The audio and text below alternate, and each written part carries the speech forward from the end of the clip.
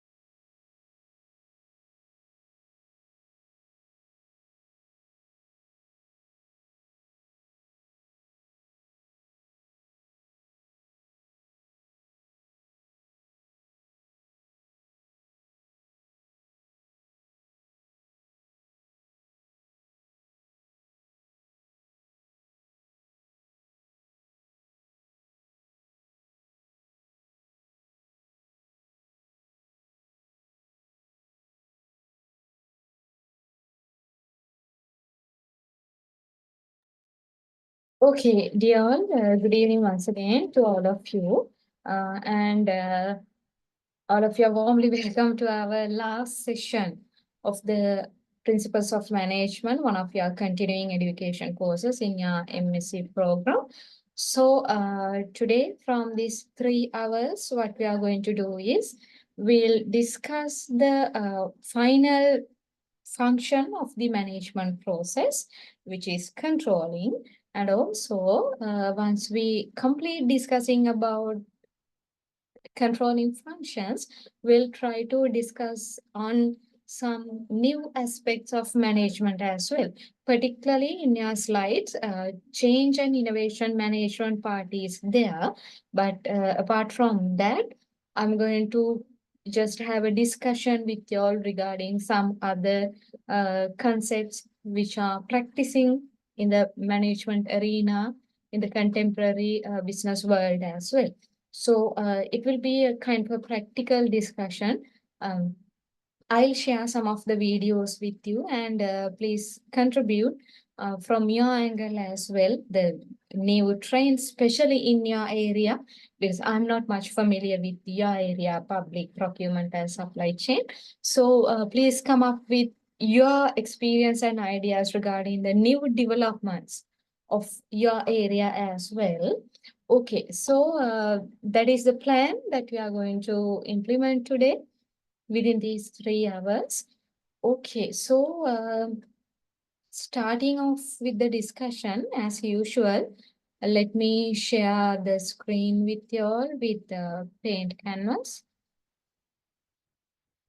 that we are using to discuss the things.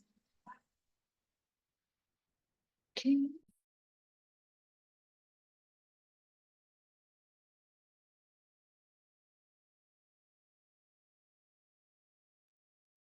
Okay, hope you all can see the paint canvas. Am I right? Yes, madam.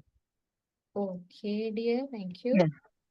Right, okay. So we have come to the end. That means kind of a final step of the entire management process.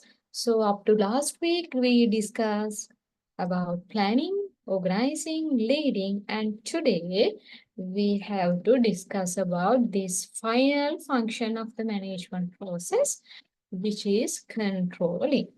Okay, so since the management is a process means what? Process means a collection of interrelated and interdependent activities, and this is a continuous flow.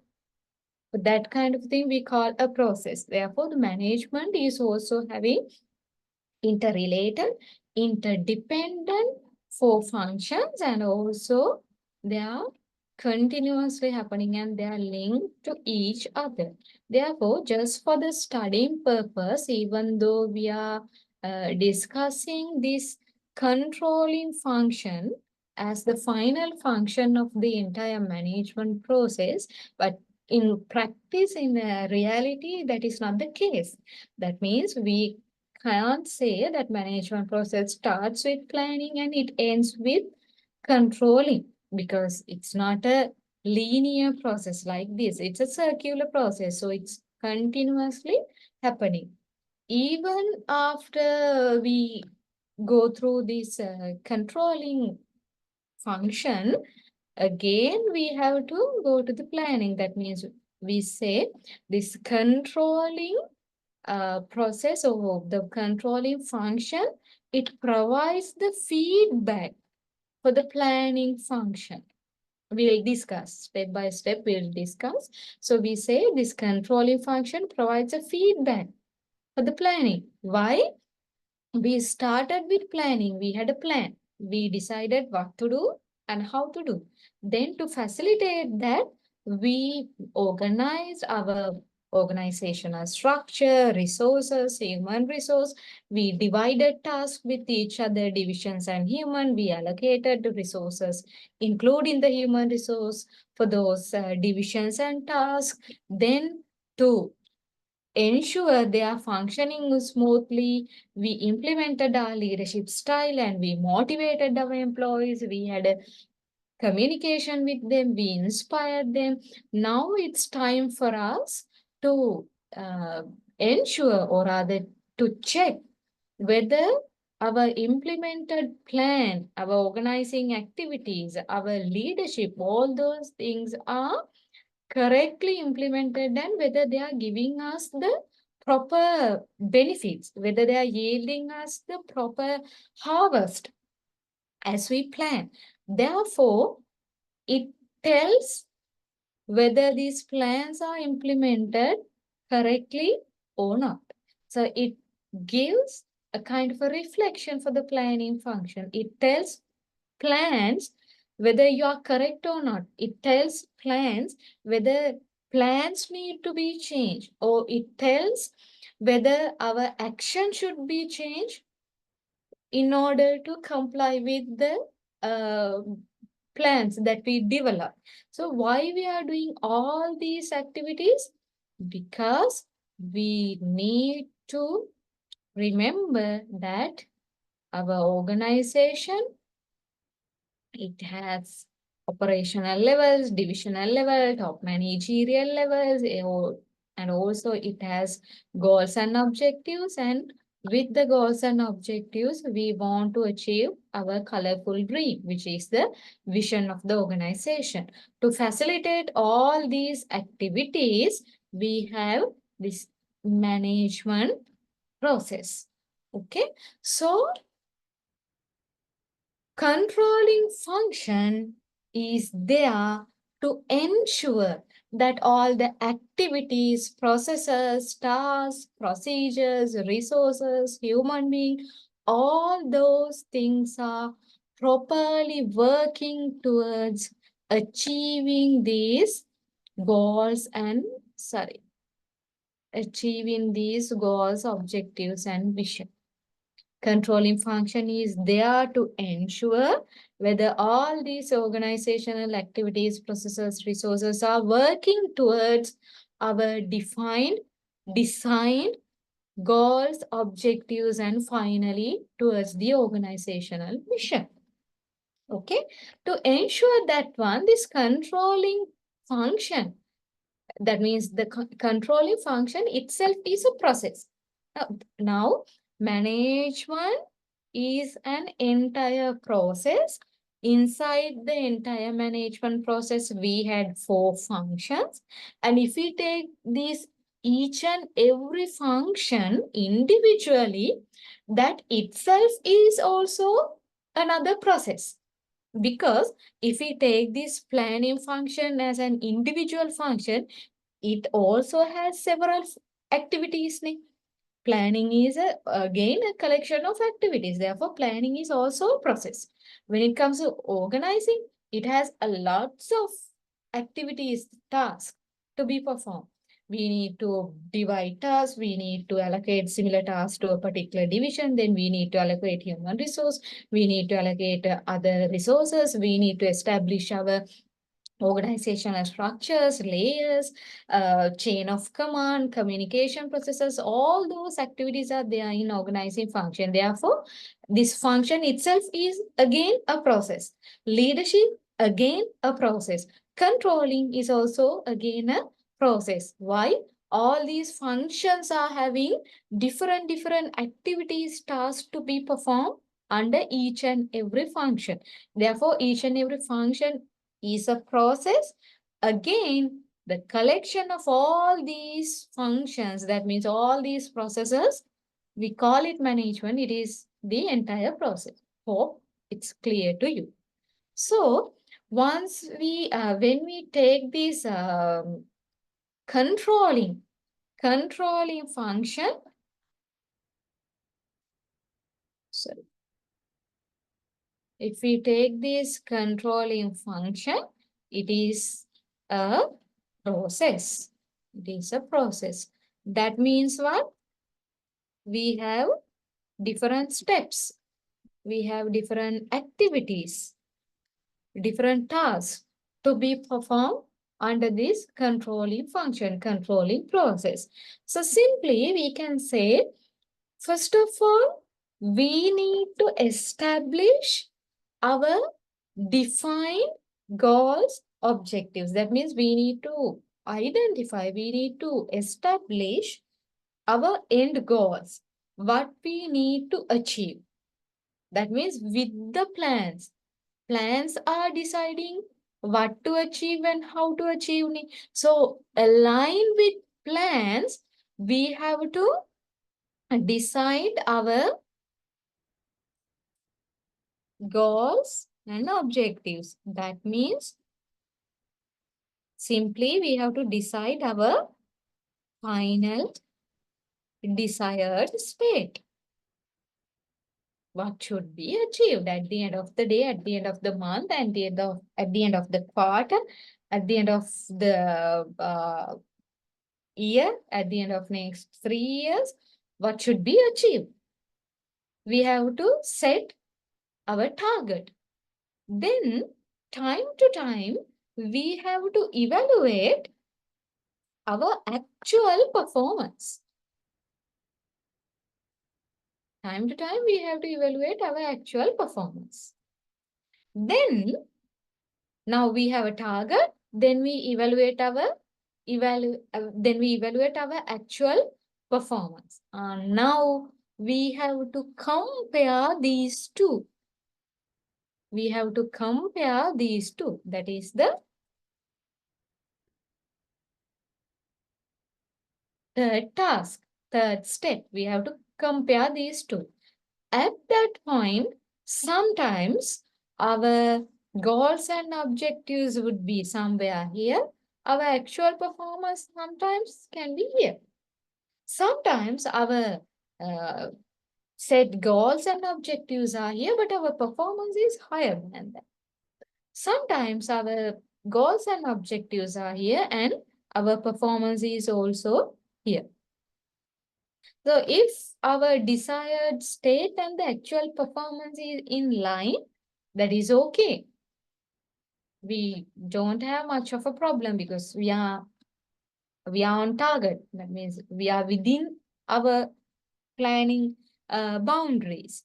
And this level, our actual performance is higher than the target level. We are happy. Okay, our actual performance is greater than our target, but we should be vigilant. We should be careful as well, because sometimes if we are surpassing our deadlines, if we are surpassing our target, sometimes that may result in waste in resource as well. Sometimes that may result in unnecessary burden on our employees as well. Say for an example, we need to complete a particular task by the end of next month. End of next month. And for the safety purpose, we keep our target to complete that task by the end of this month. Actual target is next end of next month, and we for the having a safety barrier as well, having a safety buffer, we implement, or we decide our departmental target is to complete our task by end of this month. So even though we are having that safety bar, kind of a safety buffer, since we are going to meet the target by end of this month, our employees of our division may be exhausted. They will become exhausted. They will take an unnecessary burden. Physically, mentally, they will become ill or they will get demotivated. But by looking at the surface level, if we look at it in an external perspective, that's really great. You have achieved your target even 1 month prior. That's great achievement. But if we go into details, sometimes it will have some negative influences as well. Therefore, this state, it's good, but yet again, we have to carefully look into the internal picture. In this situation, we have not reached our target level. Our performance is low. So then you have to carefully think, what is the reason behind that? You have to have an investigation. Not only comparing, you have to now, if kind of a gap is there between the desired state, that means you have design goals and objectives and your actual performance level. If a gap is there, now you have to carefully investigate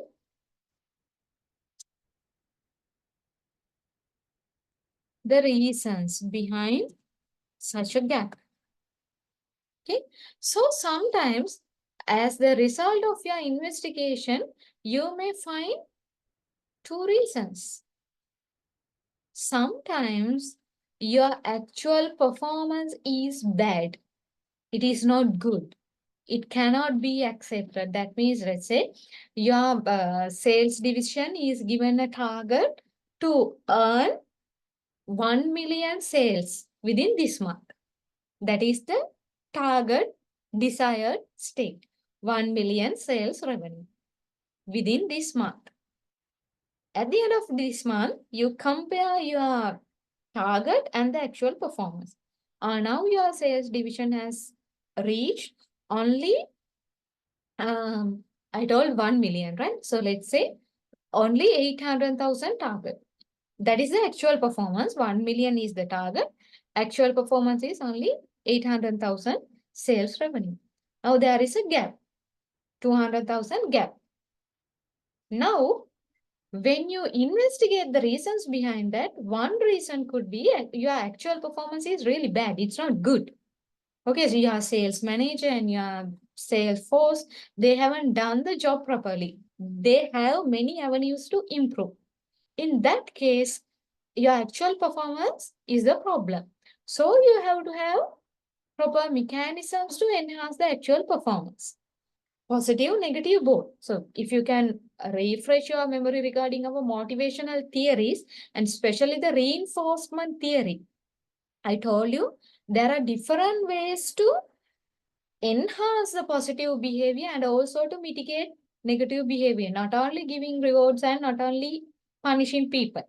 So if actual performance is the problem, not only giving punishment, that is not the only solution. Still, you can attend into into their real needs. You can go into details and check what are their problems. You can be a, now we can link leadership theories as well. You can be a transformational leader and you can have individualistic concern, whether those sales force people are having financial issues, uh, health issues, personal issues. You can discuss with them, you can motivate them. Punishment is one solution, and also having other positive influences is also a solution, right? So with those different strategies, you can correct the actual behavior. Then the other side of the coin is your actual performance. That means 800,000 sales target is the realistic performance level. Your 1 million target is the problem here. Your 1 million target is the problem here. That means you have set an unrealistic target, unrealistic goals and objectives. If that is the case, of course, you have to revise your plans. Of course, you have to revise your goals and objectives. So you will get either of these two results once you investigate the real reasons behind the gap between your desired target state and the actual performance. Okay, so if we just have show it through a graph, I think in a previous week also I just shown you this graph. This will be your performance. This will be your time horizon. Okay, so your targeted performance will be this. You think that your target should be this. That means over the time period, you need to achieve this performance level. At the end of 3 months, this is the performance level. At the end of 6 months, this should be the performance level. At the end of 1 year, you need to reach this performance level. This is your target. Okay. Then time to time, you measure your actual performance. At the end of 3 months, the actual performance is this, right? At the end of 6 months, actual performance can be this, right? At the end of 1 year, again, actual performance can be this. So if you just link these 3 points, you can see sometimes, right? Sometimes actual performance is less than the target performance. Sometimes actual performance is higher than the target performance. Sometimes it can be in line with the target performance. Likewise, time to time, you have to check your actual performance. So then you have to find out the reasons for these gaps, right? Once you find out the reasons for these gaps, then finally, as the final step of your controlling process, you can take corrective actions or you can take another strategies to enhance your performance, or else you can revise your plans. This is the final step of controlling process. So you set the goals and objectives, then you evaluate actual performance, then you compare the desired goals, objectives with actual performance. Then if there is a gap between these two, you investigate and you find out the reasons. Then finally, either you enhance your performance, you implement corrective actions and strategies to enhance your performance, or you are revising your plans. This is the entire controlling process. It's simple as a concept, but as uh, real managers who are implementing all these controlling mechanisms, I think you know better than me how hard to implement this kind of a controlling mechanism is. Actually, this controlling mechanism can be implemented at different aspects of the organization, covering different aspects. You can control quality, quality in terms of your raw material, quality in terms of your people's performance, quality in terms of your uh, physical environment of your organization. Likewise, you can control the quality. You can control the behavior of people. If people are coming late to the work, you can control. You can have different disciplines, rules, regulations, or different reinforcement strategies, as we discussed earlier. You can control the behavior. If you have seen that people are stealing maybe money, maybe stationery, maybe some resources in your organization, you can have controlling mechanisms, punishment, or some other negative reinforcement, different thing. And you can control behavior. And also you can control financial resource in your organization, money. That's why we are preparing budgets, especially if you are into this public procurement and supply chain management. I think you know 1000% better than me. If you are especially into public procurement, how hard controls are there to handle money, right? So, since I'm an employee of a government organization, I know how many controls are there.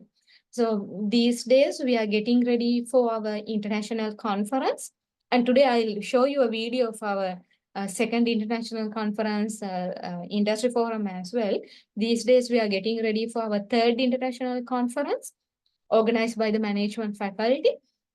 So now these days we are having lots of procedures, especially with quotations, budgets, financial matters. So we have prepared a budget. Let's say we need to buy a conference package. So we have budgeted that item. Then we have to get quotations from three suppliers. And there are different financial regulation. If I'm not mistaken, if it's less than 100,000, we can have one quotation, and with the vice chancellor's approval, we can give it to the finance division, and we can get check written uh, in favor of that particular supplier's name. And that check can be obtained only by a permanent academic staff member or permanent member of the faculty. Likewise, there are number of controlling mechanisms to control finance. If the budgeted item is more than 100,000, we need to go for three quotations. We have to bring three quotations from different suppliers who are residing in the nearby area. Then we have to go to the suppliers division. No, if it's if it's more than 100,000, I think we can bring quotation. And if it is more than 200,000, we can't call for quotations, and suppliers division has to call for bids. They have to find out suppliers and get the supplier from the lowest quotation. If I'm not missing, I can't remember because there are lots of procedures. So I can't remember everything. That kind of a procedure is there. So if we have to organize our international conference as academics, we have to go through lots of financial controls. So I think you know better than me. So likewise, we can control different aspects, quality, behavior, finance, lots of things in the organization. Okay. So with that, I will get a new canvas. Okay, before moving into the next part of my discussion, that means different categories or different steps in the controlling process, I would like to now hear from you. Give your experience regarding this controlling mechanism. Please tell me how you implement your controlling mechanism and covering which aspects you are implementing your controlling mechanisms in your organization. Yes? Now it's your turn to discuss. Hello, ma'am. Yes? Yes, Ravi, please. Yep. So this tender procedure, Okay. most of the government sector departments, they particularly use this tender procedure. And Mm-hmm. as the collector said, then there are some amounts beyond which, of course, there are some other agencies involved in. Mm. And at times, the ministries will have to nominate a representative from their ministries. For Uh-huh. example, Minister of Defense. If it is Mm. related to procurement of arms and ammunition, then Mm-hmm. if it is beyond some amount, amounts are laid down indeed. In Because this tender procedure is different from department to department, depending on the amount that is being focused to Uh-huh. procure. So Okay. when it comes to arms and ammunition procurement, it's a huge amount is involved in. Hmm, yeah, obviously. So the board also will be consisting more people, Hmm. representatives from various Hmm. areas, expertise, and then government officers, Yeah. etc. Hmm. Hmm. However, there are some issues also when it comes to even tender procedure Mm-hmm. because tender procedure you have to get the quotation from the registered sellers only. I mean registered agents only. Mm-hmm.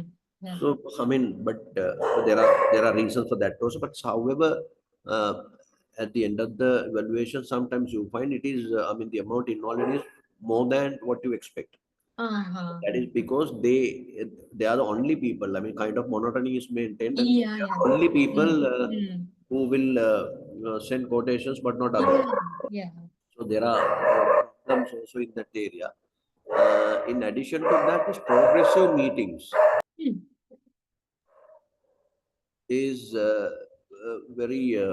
very popular one in the private sector and then government sector as well, Hmm. even in forces. Hmm. Uh, Time to time, they have progressive meetings and then get the representative from each committee and Hmm. then find out the progress.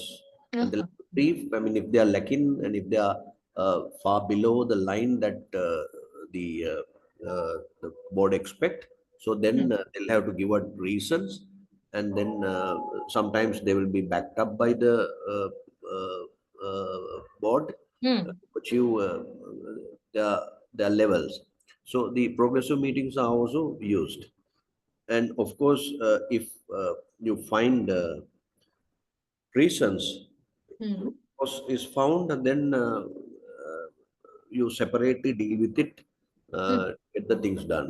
Hmm. Hmm. Hmm. Hmm. It may be related to behavior. It may be related to, as you said, the participations of the representative may be poor, and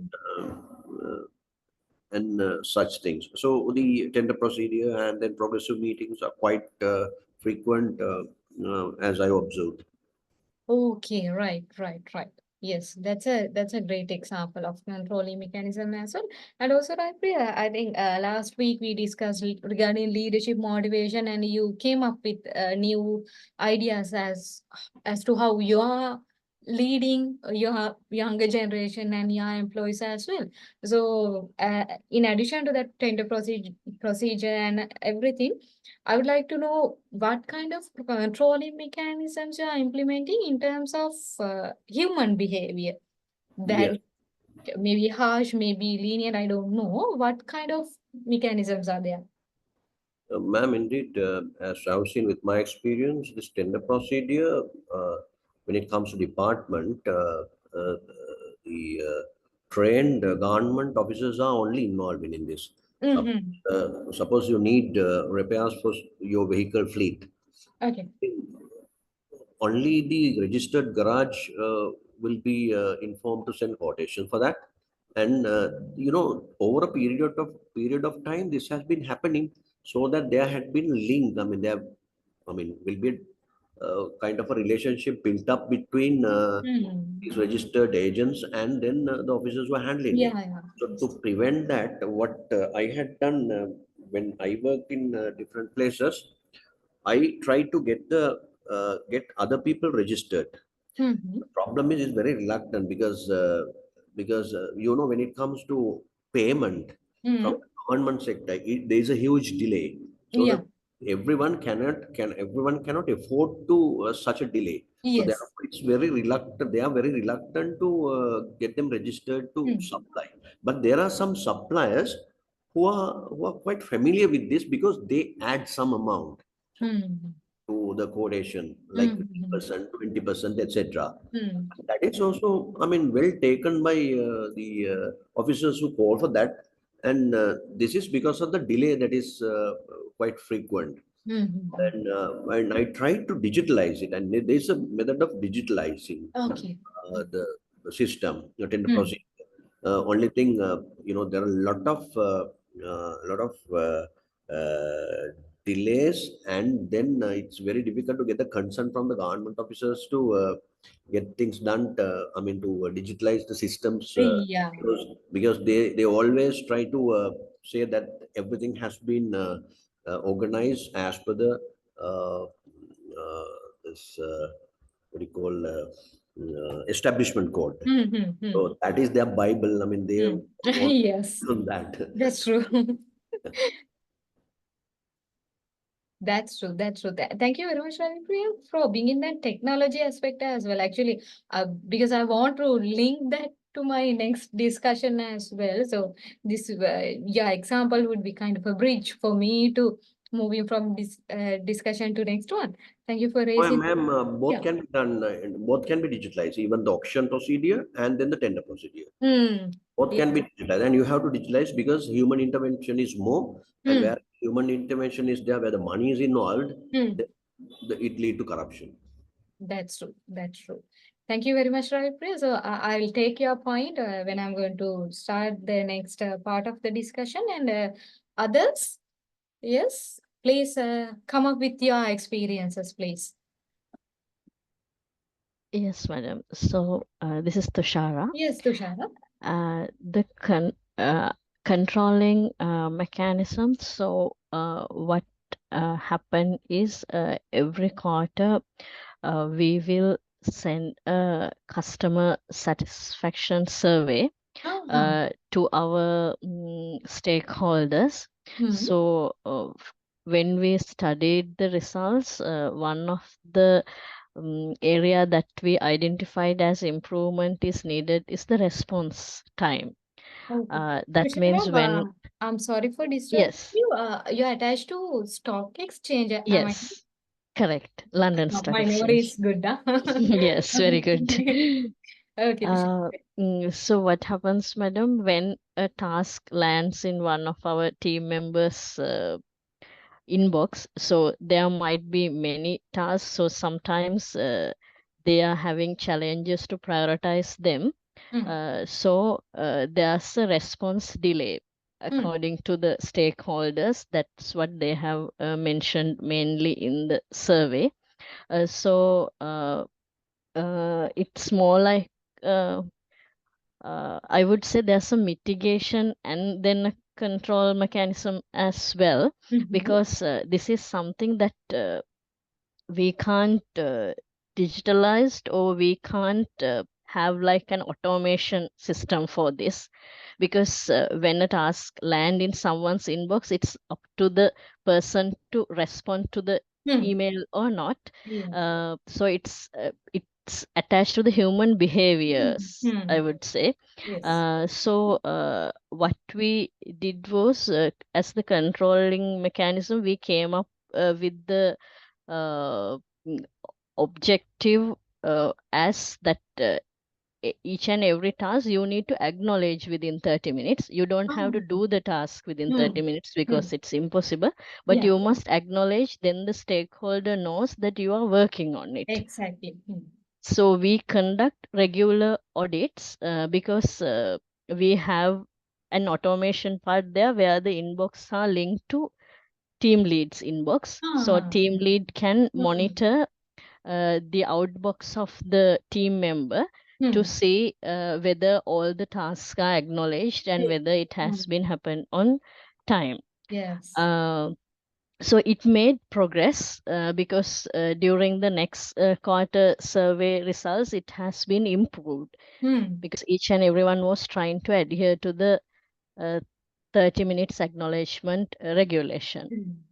Then human behavior wise, it's I think our we have 70 plus team members, and majority of them are very young. So when you are going to come up with things to control human behavior, it's very challenging because Yeah. they will start writing emails here and there saying they are micromanaged. So have to be quite tactful there. So it's more like we are not implying any rules strictly, like saying that uh, you you have to go on break from this time to this time. We don't do that. But what we are trying to do is like we are trying to give them the a perception like you all are being treated as adults, and we are trying to we can't deliver a world-class service if you all are not contributing. So regular meetings with the performance evaluations have been helpful to I would say to course correct the human behaviors. Yes, Tushar, agree. Thank you. Thank you very much for bringing that aspects as well. It's really nice from your experience sharing and contribution. Actually, the rest of my discussion is gradually developing. It's really easy for me. Then I can refer to your examples and develop the discussion ahead. Thank you very much, Tushar. Yes, anyone else? I would like to give another chance. How the controlling mechanisms in your organizations are happening actually, what kind of initiatives that you have taken. Yes, I would love to hear from another colleague as well.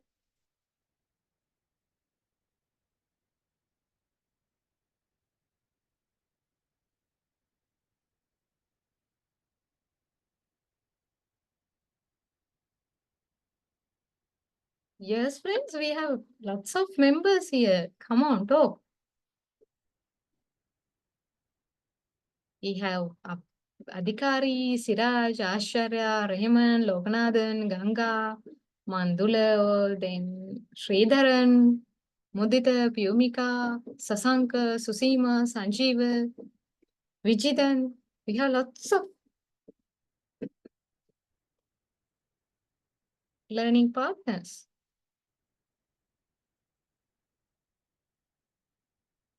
Yes, anybody like to talk? Yes, ma'am, this is Siraj. Yes, Siraj. Yeah.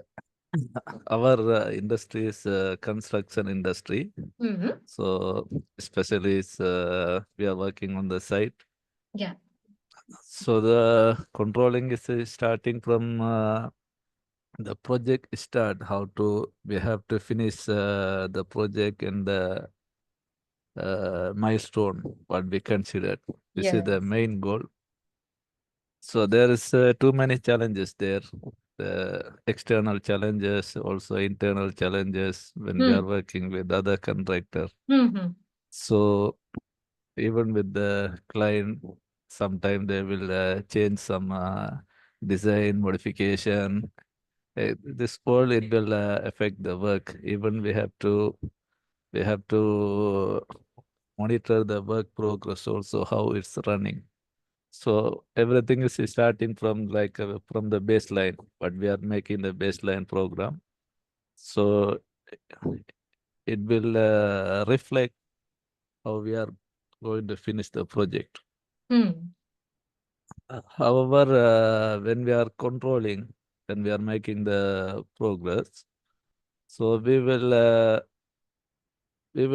arrange like every month or every 2 weeks forecasted plan with each department. Let's say if it is architectural department, there is a drawings engineering submission schedule. So what is their 2-week forecasted plan? So based on that, we will track how many drawing was submitted.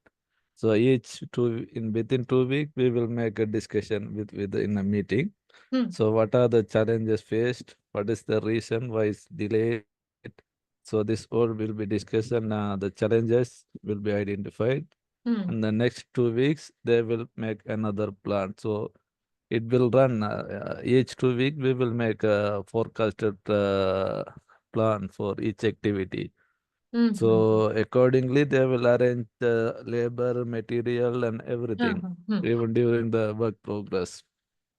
So in case if it is related to some variation work or some because of some other external challenges not belongs to our company, is beyond our control.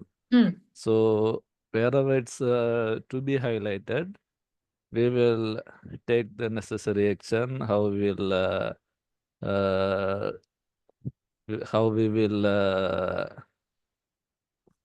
react for this delay in the future. So it will say for us for any impact in our baseline program. Sure, it will be impact because I have experience with 2-3 projects. So when we are making plan for 1 year or something for one project, it's extending is more than 4 months, 5 months. Sometime it will be double of the period.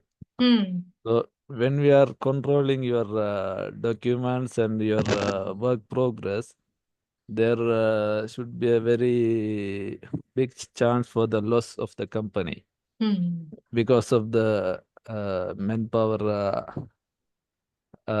improper usage of the material, manpower, and everything.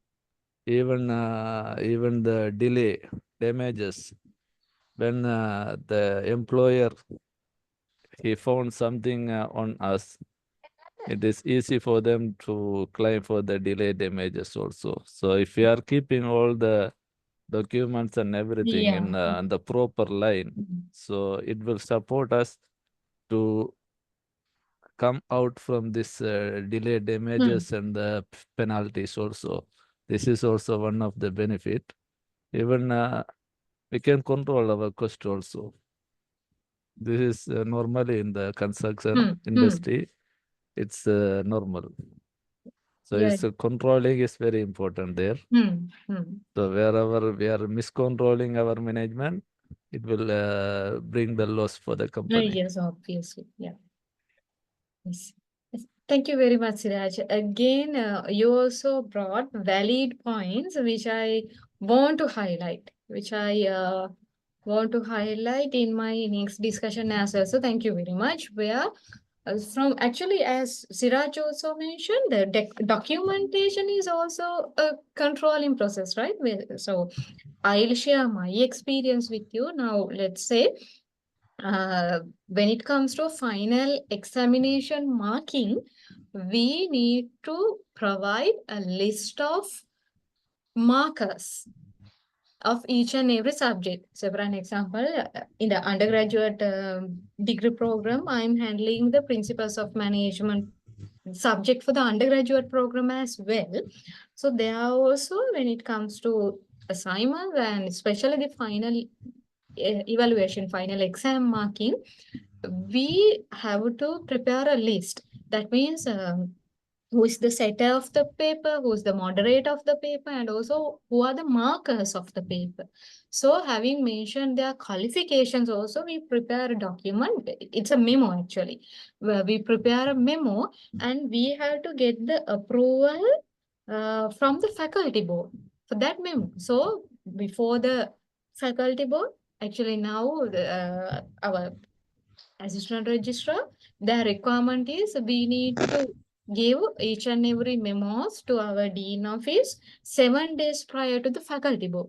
So we have to prepare the memo, then it will be gone to the faculty board, and at the faculty board, faculty and the heads and senior lecturers and all the permanent academic staff members all are there. So then in the faculty board, those memos will be approved. So can you see the controls, different controls? You need to give the memo 7 days prior. It's a control. And in preparing memo, there is a structure of in preparing the document as well. This is how you have to provide the information of internal evaluators. This is how you have to provide details of external evaluators. Even the formatting structure is there. Document memo structure is there. All those things are, I think, controlling mechanism, right? Then all the programs, all the departments are preparing memos in the same way. Again, it's a controlling mechanism, and then it is monitored through the quality assurance cells and units as well. So all those things are linked, connected with each other. So as Tushara and Ravi Priya also mentioned regarding this technology aspect as well, I would categorize these controlling mechanisms into 3 aspects, like uh, bureaucratic controls, different controlling mechanisms. We'll categorize them into 3: bureaucratic controls and also market controls. And as they also correctly highlighted, technological controls. So what are these controlling mechanisms?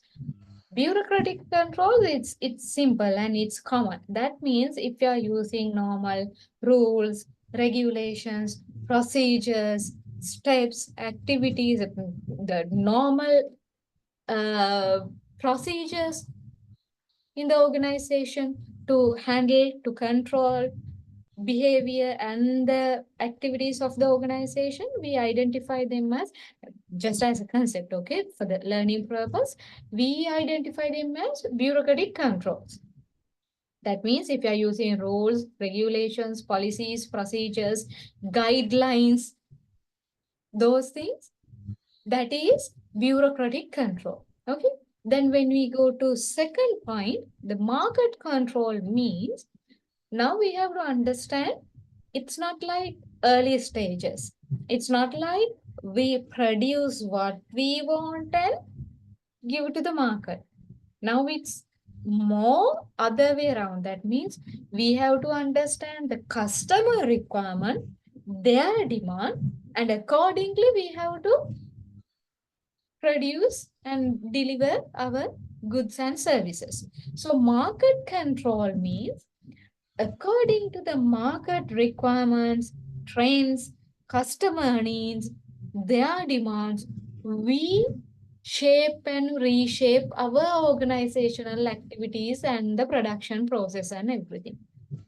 That is market control. Market is controlling organization. Bureaucratic control means the organizational rules, regulations in the industry norms, legal structure of the country, and the globally accepted rules, regulations, they are controlling the organizational activities. That is bureaucratic. Market means how the market conditions control us. And also technological control means how you can have controlling mechanisms using technology. As Ravi Priya and Tushara also mentioned, you can have management information systems, different ERP, enterprise resource planning options to control your organization. If you implement an ERP system, I think SAP, like SAP, like there are different ERP systems. So once a particular ERP system is implemented, you can control all the aspects: raw material, human behavior, your debtors, your creditors, your accounting part. I think almost all the aspects of the organization can be controlled through such an ERP system. So if you're using this technology to control, what do you call? Yes, the term is control, to handle the organizational processes, resources, and including people, those are technological controls. Okay, so simply, let's take an HR system. You can control employees' attendance, their leave applications, and even their performance evaluation. All those things can be done using an HR system through a digitalized system. All those things are technological control. So we are also implementing this LMS is also technological control. We are controlling your submissions. We are controlling now when it comes to open university. It's not like your MSc program. Let's take these certificate programs, diploma programs, and undergraduate program. They are conducted island wide through centers. So when it comes to assignment submission, if we allow students to submit hard copies, so they will submit hard copies to different centers island wide, around the country. So in one way, the cost is a waste, the paper waste, it's harmful to the environment. And also on the other hand, centers have to send us all the assignments. And so sometimes the Gampa will send today, Jaffna will send 3 days later, then Badiklo, Hatton, or they will send another 1 week later. So it's really hard to collect all the assignments together and start evaluation process smoothly. So with the LMS, with the technology, now we have control. All the students, irrespective to their geographical barriers, you can simply submit your assignments to the LMS Dropbox. Uh, Even you are residing in overseas, you can submit your assignment to the Dropbox. Likewise, technological controls, they are really effective and time and cost saving. There are negative aspects and loopholes as well, but still, uh, especially with the technological advancement, we can have these technological controls. So these type of different controlling mechanisms are there in your organizations, as you also mentioned in practical sense. Then again, I'll take this Siraj scenario as well. Siraj is attached to the construction field. And when it comes to this production related organizations, actually these controlling mechanisms, or rather the controlling process, can be identified in 3 stages. In your entire production process, controlling mechanism will happen in 3 stages. So for that, we call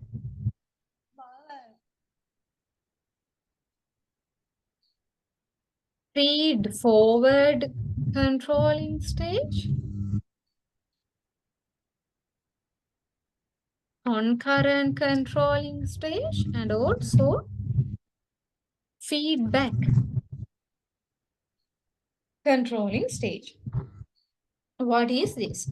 Actually, when it comes to feed forward, that means we are ensuring, or rather we are controlling our input levels, our input stage. Usually when it comes to the manufacturing process, we have inputs, then we have production process, then we have output. So, and feed forward controlling means you control the input stage. Concurrent means you are implementing controlling mechanisms during the production process. Feedback controlling means you are implementing controlling mechanisms at the final output stage. So simply, let's take an example. I think Siraj also explained it with reference to what do you call construction field.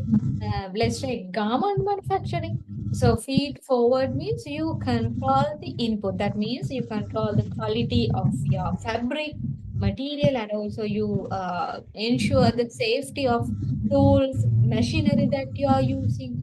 Concurrent means during the production process. So you are using supervisors, line supervisors. So during the process, you check whether colors are in right, correct standard, whether the even the sewing is really neat or not, whether there are any sometimes what you call, there can be defects in the different parts of the uh, garment item, maybe color, maybe buttons. When you are going to fix the button, there can be different what you call defects. So when cutting the block using your material, there can be different defects. So likewise, during the production process itself, you monitor, you check, and you correct the defects and faults. Then feedback controlling means once the product is finished, when it's ready to release to the market, again you check its quality, its safety, especially with automobile. That means with regards to vehicle, I think this is done, right? With regards to hazardous equipments, I think Ravi will also agree with us. With regards to those military equipments and arms and everything, I think all these things are really highly crucial and important to have feedback control as well. So input stage, production process stage, and output stage. All these three stages, throughout these three stages, controlling mechanism should be implemented. That's what we identify as feed forward, concurrent, and feedback controls. I think Mudita also raised hand. Mudita, do you have anything to contribute? Yes, ma'am. Actually, we are dealing in a business environment. Hmm. Now, we are encountering some uncertainty. Yes. Once we are dealing in a business environment, we need to face for uncertainty. How uncertainty categorized as a controlling process? That means I didn't get your point, Mudita. The thing Uncertainty. is that you have taught bureaucratic control and Yeah. marketing Hmm. control Hmm. and technological control. Hmm. But how we categorize uncertainty? That means we are up to certain extent the uncertainty can be manageable. Yes. Then how we control uncertainty into three categories that you have given. No, Mudita, actually, these uncertainties we cannot categorize into one controlling mechanism, because now this is our organization. Inside our organization, we are implementing all these controlling mechanisms, but uncertainties are there in our business environment. As you correctly mentioned, up to some extent we can manage them. Up to some extent we can control them through our plans and our strategies. But there are lots of uncontrollable, what do you call, uncertainties, contingencies in our business environment. So rather than having a particular one controlling mechanism dedicated in handling those uncertainties and contingencies, what you have to do is you have to change and implement all these controls to face those uncertainties. That means when, let's take this COVID-19, the recent uncertainty, uncontrollable situation that we face. So there, to face COVID-19, you had to change. I think obviously you may have changed all these three controlling mechanisms to face that. So in my opinion, according to my understanding, right, if others are having different other opinions, please contribute. According to my opinion and my understanding, we cannot just limit, and we cannot have one controlling mechanism to cater those uncertainties. Instead, we have to use and we have to change, we have to reshape all these three controlling mechanisms to face those uncertainties. That means you have to change Simply, you had bureaucratic controls such as rules, regulations in your organization with regards to human behavior, like attendance, leaving, costume, everything. With COVID-19, you had to change those controls, right? You had to allow employees to work from home. So there, you cannot you cannot implement your existing bureaucratic controls as to their leaves and attendance and in time out time as such. You had to totally change your bureaucratic controls to face the new normal situation and even the dress code. So earlier your norm maybe to wear a sari, then it was changed. Then market controls with the COVID-19 market was totally upside down, inside out. So market was requesting us lots of different new things. Health equipment, masks, and especially technological platforms, right? When it comes to our supermarket chain earlier, they were having physical shopping experience. But during the COVID period, if you can remember, the supermarkets, they were developing their websites catering online shopping. Then they were delivered through Uber Pick Me, right?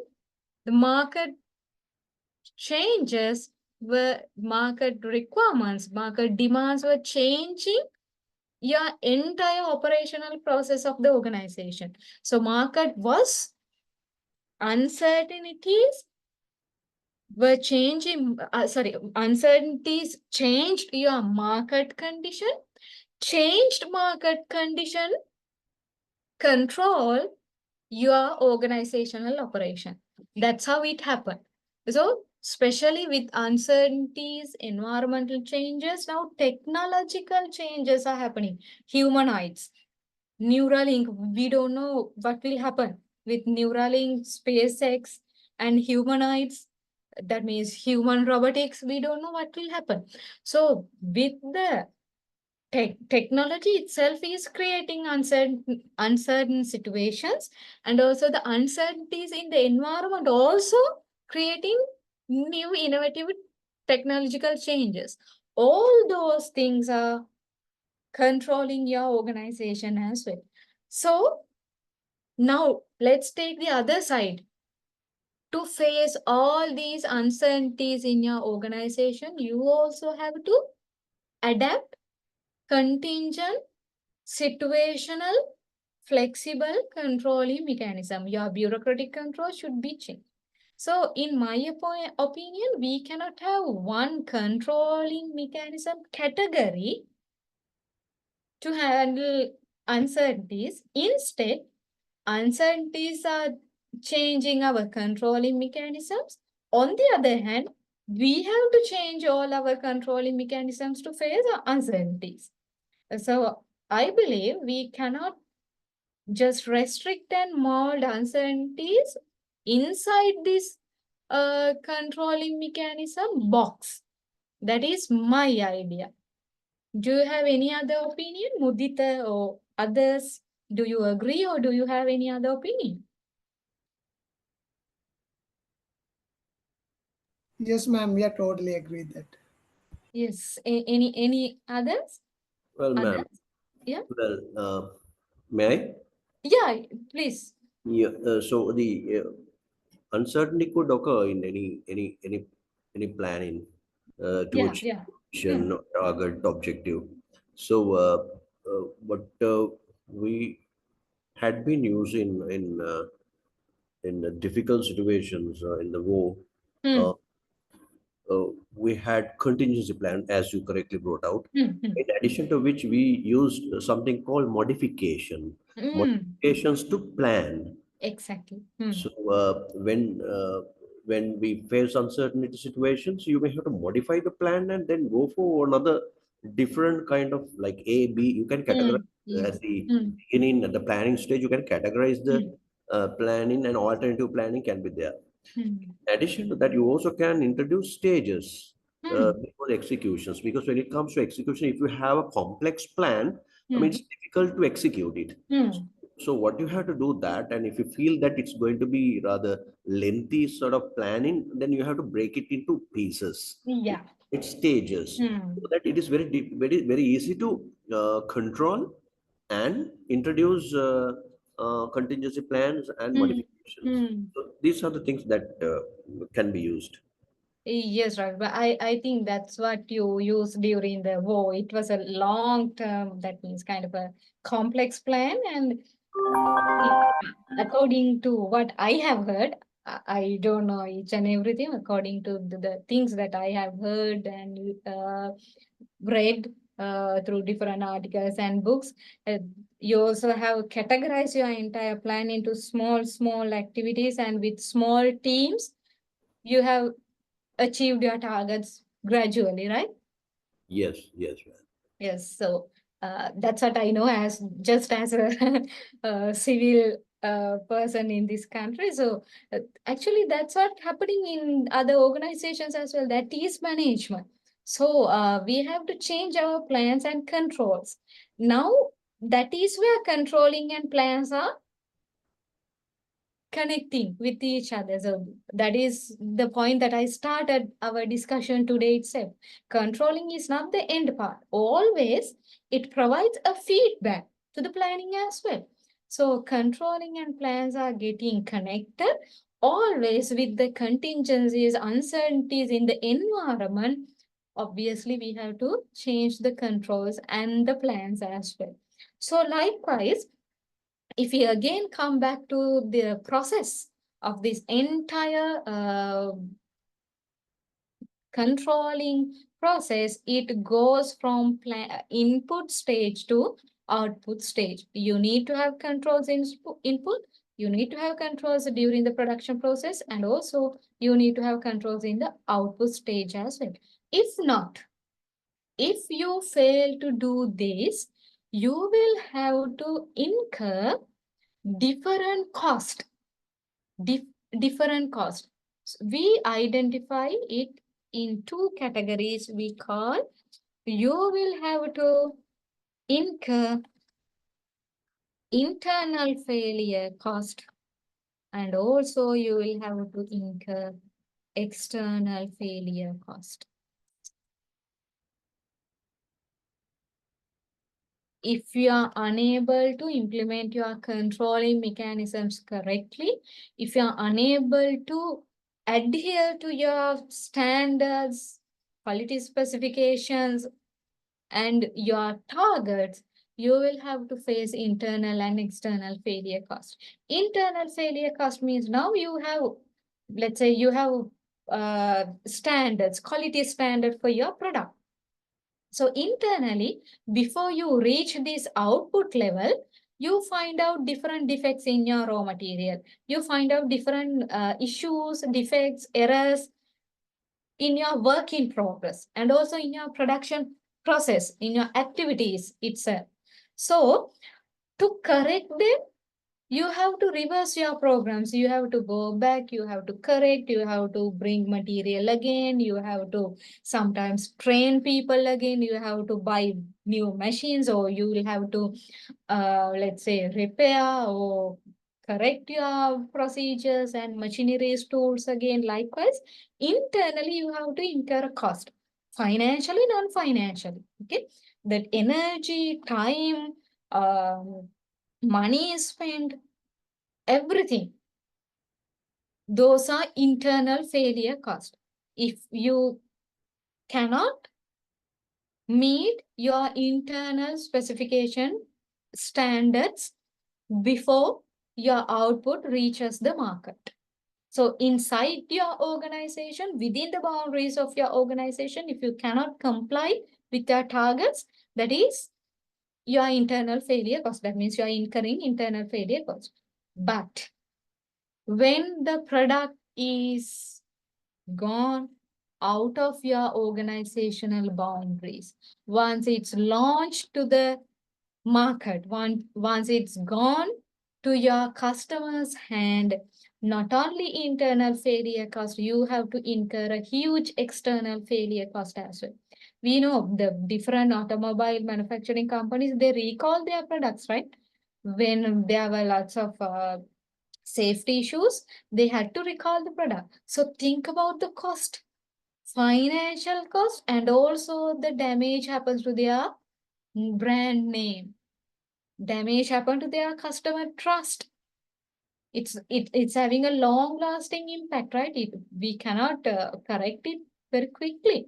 So it's a huge external failure cost. So if you couldn't comply with your internal specifications, standards, and quality controls, and if you couldn't meet your target goals, objectives, and desired state, and if your product goes to the market with all those failures, then you have to incur external cost as well. Recalling cost, the cost that you have to incur in paying for guarantee, warranty, service charges. That means once the product is gone to the market, if any errors occurs, you have to send your um, mechanics, technicians, or your after sales supportive people. You have to provide the different services to handle those technical or errors occurred in those products, and also damage happened to your brand name. There is a lot. So likewise, if you fail to meet correct controlling mechanisms, you'll have to face both internal and external failure costs. So to avoid all these things, you have to have a proper controlling mechanism which goes through all feed forward, concurrent, and feedback stages, and also you have to implement all bureaucratic, market, technological, all the controls covering financial, non-financial, human, documentation, all the aspects of your organization. That is the entire big picture of controlling function, controlling process. Then you can provide a feedback for your plans, whether your plans are correctly achieved or not, whether performance should be corrected or whether plans should be revised. So likewise, this is a circular process. There is no end point and starting and end point. This is a continuous circular process. That is management. Finally, that is the big picture, or rather the entire picture of management.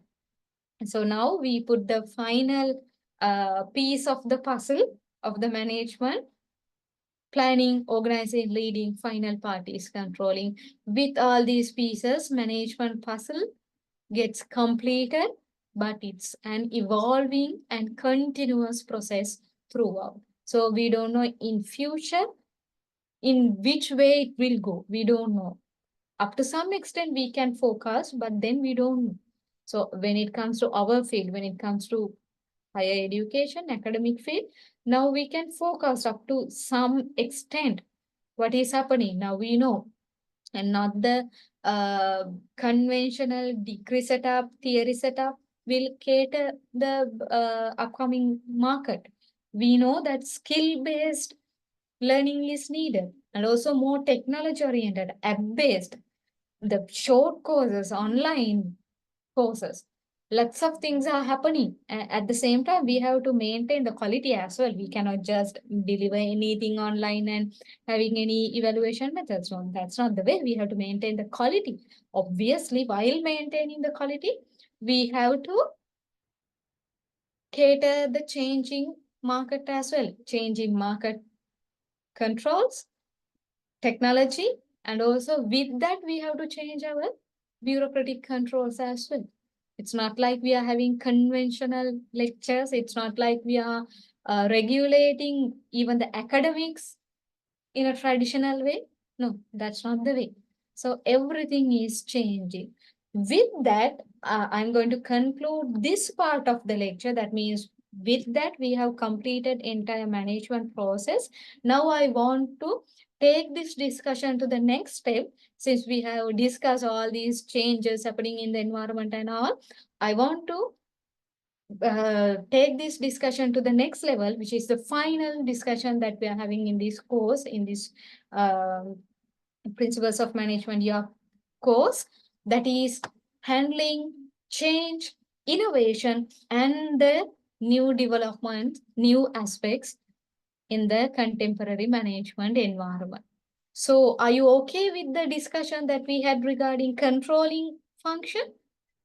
Before moving on to the final contemporary discussion part, are you okay with the concepts that we discuss here?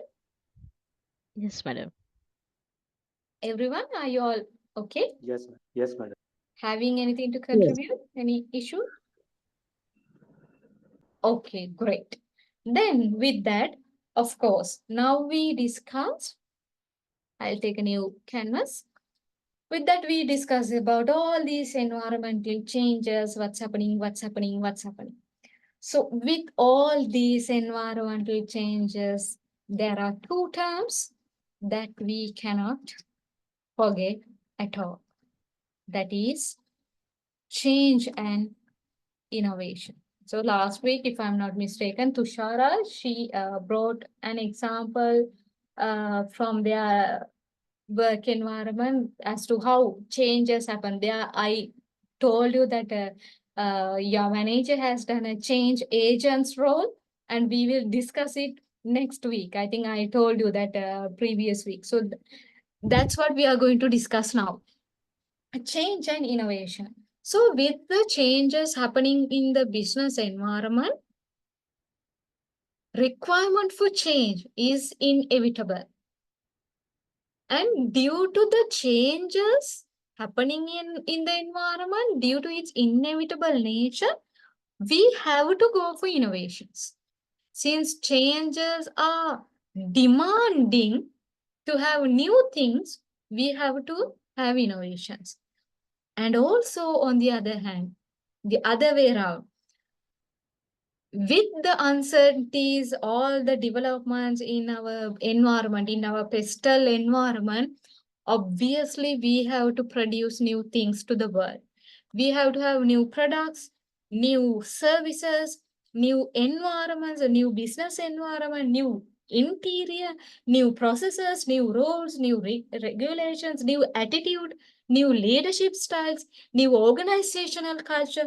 All those things comes under innovation. It's not just an invention. It's not just a innovative product. Even when you're changing your environment of your organization, even if you're changing the interior and exterior of your organization, it can become an innovation, right? So innovations are leading to change as well. Example, Uber, Pick Me. They were innovation. So they totally changed the way of traveling, the way of delivering the things. The WhatsApp, they totally changed the way of communicating, right? It's not just like we are writing a letter. Now we have all the read, receipt, or functions, double tick, and getting blue feature of double ticks, the emojis, you can create avatar. Can you believe? With all the updates, new things are coming. So innovations are changing the way we are communicating. Even for us now, we have different WhatsApp group. For our department itself, for the faculty itself, we have a WhatsApp group, and it's not a very formal way of communicating. When a particular post is shared, we also put reactions with hearts and all. So it was not the way that we were communicating few years back, maybe let's say 10 years back. In a university setup, the communication was very formal, memos, letters, formal emails. But now it has totally changed. Very flexible, real time, sharing emojis, stickers, and everything. Right? So we have to understand with the changes happening in the environment, changes leads to innovation. Innovation leads to change as well. Both way, it's happening, right? So these changes can be either proactive or either reactive. That means you forecast the future, and before anything happens, you become the leader of the change, you become the market leader, you become the pioneer, and you take a change and you introduce an innovation to the market. That is a proactive approach, right? Before something is happening, you bringing a change, you are bringing an innovation. On the other hand, your change and your innovation can be reactive as well. Like during COVID-19. COVID-19, we never knew that it was happening. We never foresee, we never predicted, then it happened. But as a reaction to that COVID-19, we brought lots of change and innovation. Zoom, learns, what do you call, in Zoom, we also introduced this learn mode, right? If I'm not mistaken, Zoom was an American product, and University of Peradeniya Morotu, and they were coming together, and they were introducing another Zoom affiliated platform for universities, where we could have free of charge accounts. If I'm not mistaken, it's also Learn, right? So likewise, and also our supermarket chain, as we discussed a little while ago, our supermarket chain, they facilitated online shopping as a reaction to COVID-19. Then lots of change and innovative products were there with COVID-19. Then that is reactive, and just by forcing and just by identifying the trends, if you are producing something very new, if you are bringing a change now itself, that is proactive. And all these changes and innovations can be either incremental, small changes. So in Japan, their Kaizen concept is that introducing continuous improvement collaboratively, that is Kaizen. They are not focusing on huge radical changes, small incremental changes. So if I have the time, I'll show you a video as well, how they have organized their workstation with small strategies and techniques and changes, and how they have obtained a huge outcome at the end, how they have drastically changed their effectiveness at the end while implementing small incremental changes in their workstations. If I have the time, I'll show you video. And on the other hand, changes can be drastic. Changes can be transformational as well. When it comes to this Neuralink, Tesla, right? And let's see what is, I think Uber Pick Me was also kind of transformational changes. So likewise, change can be either proactive or reactive. And also it can be a small incremental change, and also it can be a total radical transformational change. However, changes and innovations are continuously required in existing business environment. And then when it comes to this change, actually change is not an easy task. As managers in your organization, please reflect yourselves and remember your experiences, how hard it was to change something in your organization, especially with people. People are always, almost always, they are resisting to change. Why? We are in our comfort zone. We know what's happening. We have all the regular processes, daily tasks. We are much comfortable with that. We have shortcuts also. So we are in the comfort zone. But change is really uncomfortable. Lots of challenges. We have to go through lots of turmoils. So people will be almost always resisting to change. And it will need for different investments. It will associated with different budgetary cost items as well. Therefore, change is not easy. Therefore, to facilitate kind of a smooth functioning of the entire change process, the scholar called Kurt Lewin, he has introduced a change management process with 3 steps. We call this as Kurt Lewin's change management model or 3 stages of change management. Okay. Levin said, okay, look here, if you want to implement a change in your organization successfully, you have to do these 3 things.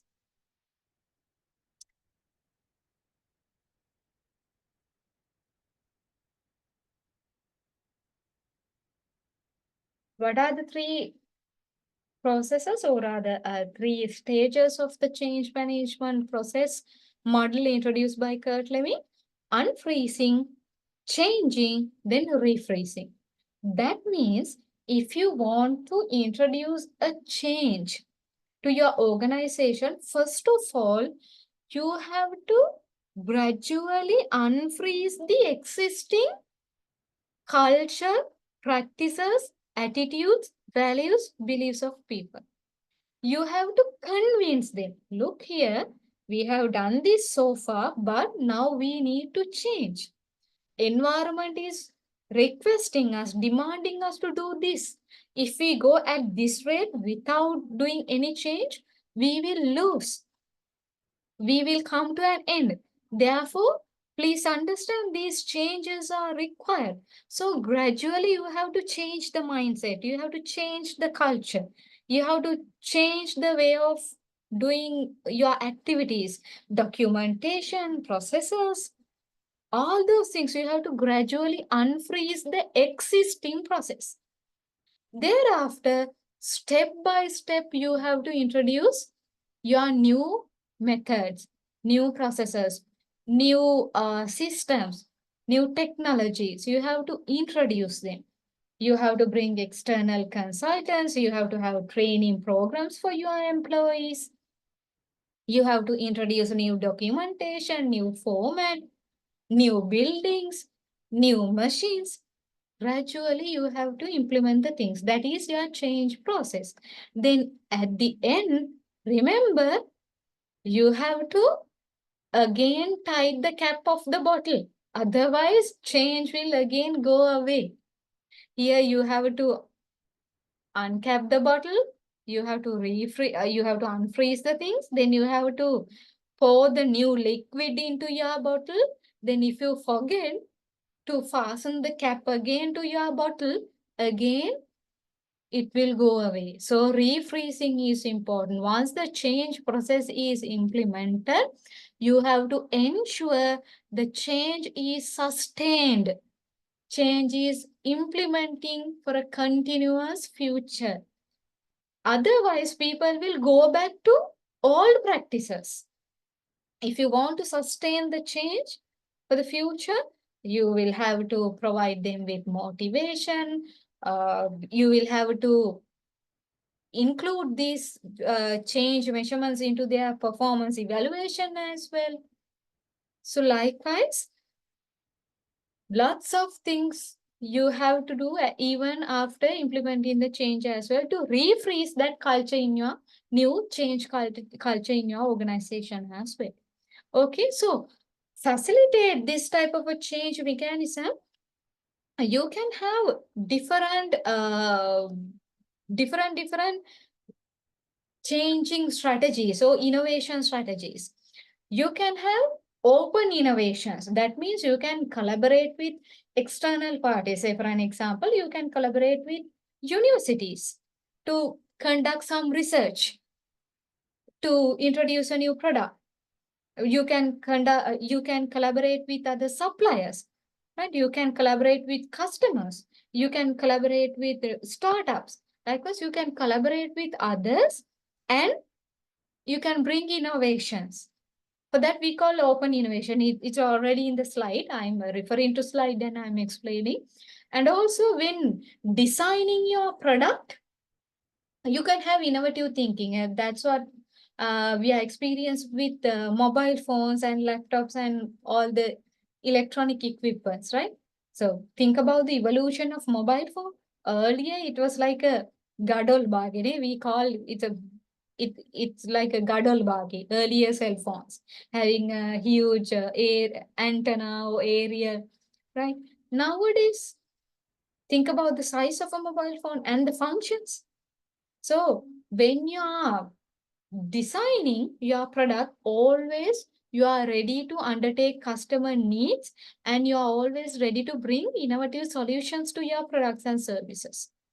And also when you are developing your projects, when you are developing your products and services, you're always ready to change. You're always ready to adapt to change in requirements. You're always ready to respond to customers and market requirements, and you're having that flexibility, right? All those things are facilitating your innovations, your design thinking, your agile development, your flexibility. All those things are innovation strategies. And also you can create a separate dedicated team in your organization to bring innovations to your organization. You allow them to come up with new ideas. You allow them to take risks. You allow them to make mistakes and learn from mistakes. So you have a separate team, dedicated department team to bring innovations to the organization. You empower them. You give autonomy, authority, power, everything to them.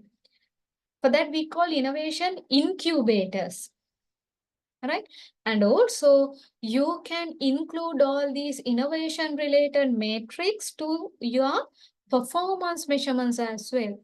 So when you're measuring the performance of your employees and also divisions, you can introduce an innovation metrics as well.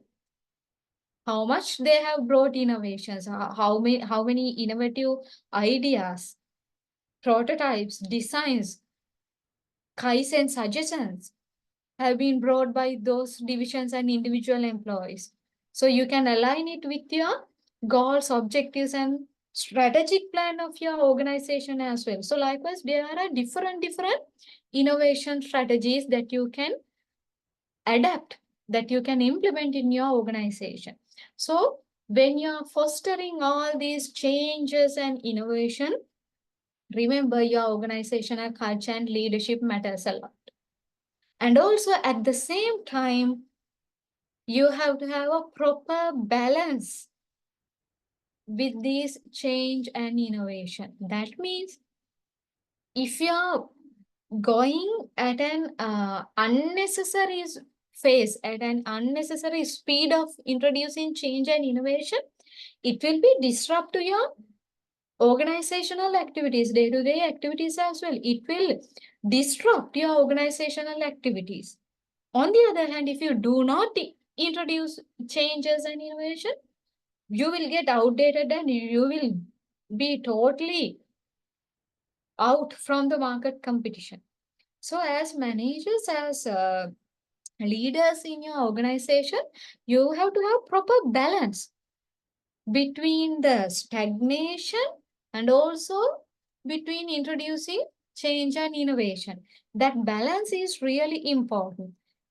It's not like you're going for unnecessary changes, and also it's not like you're just stagnating with one point in one stage at your organization.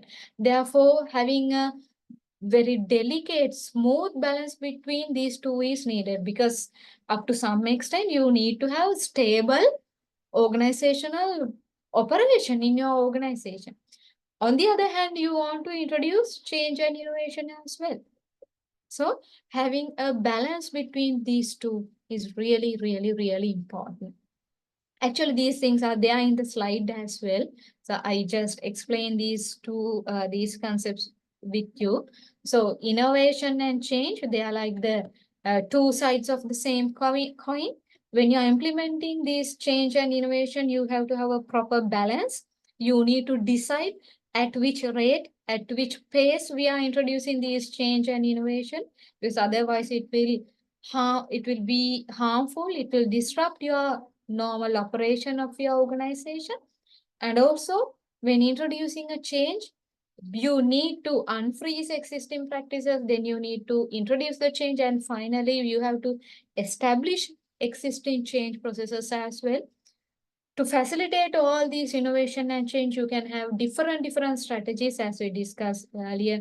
Innovation incubators, you are having open collaboration with other parties, right? You are having flexible, agile developments and design methods. Likewise, all these things are fostering your sustainable, long-lasting success of your organization in the contemporary turbulent environment, right? That is change and innovation. With that, I'll play a particular video, few videos to you as well. So before watching those videos, now I'm opening the platform to you. Your experience, your idea regarding change and innovation process in your organization. Can you please share your experiences with me? While you are sharing your experiences, I'll keep the videos ready with me. So please come up with your suggestions and your experiences regarding innovation and change management in your organizations. Yes, please.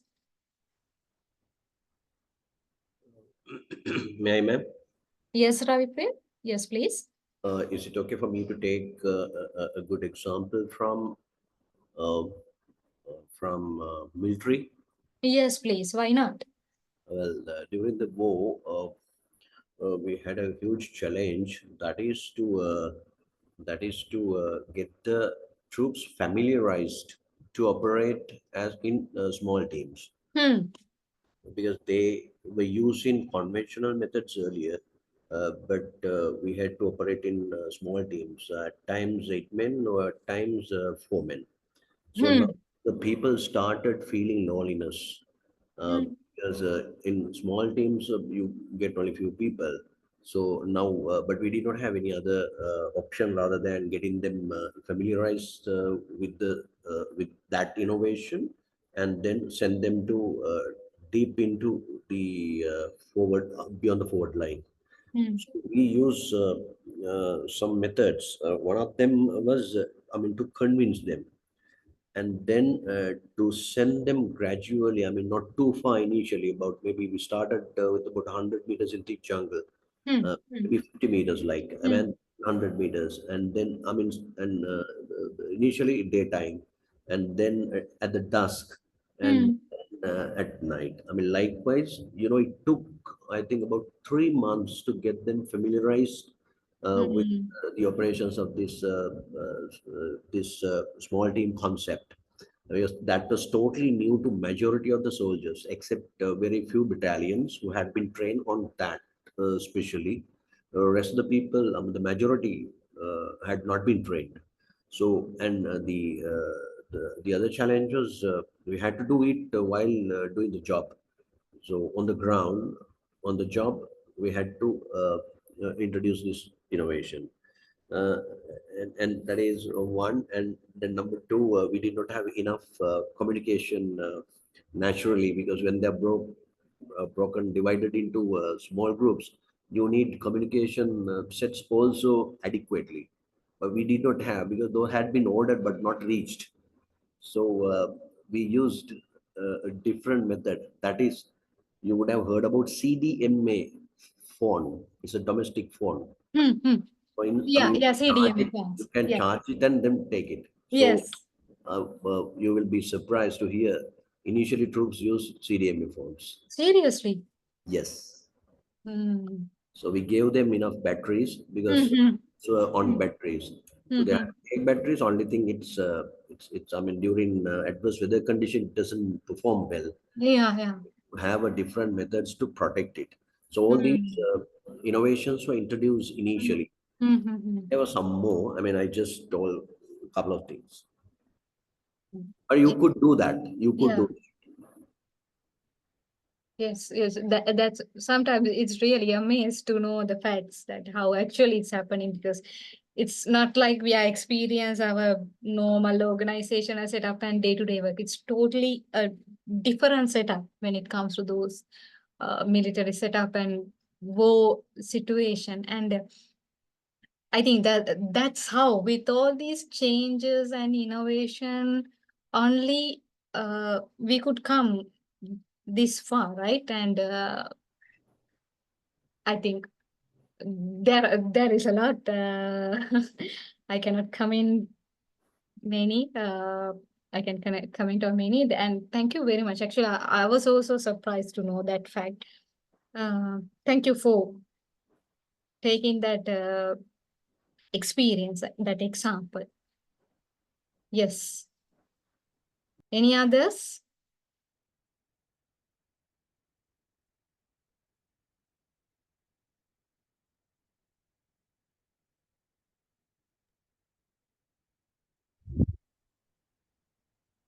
Yes, ma'am. Tushara is here. Yes, Tushara. I think you are the person who brought that change agent. Yes, Yes.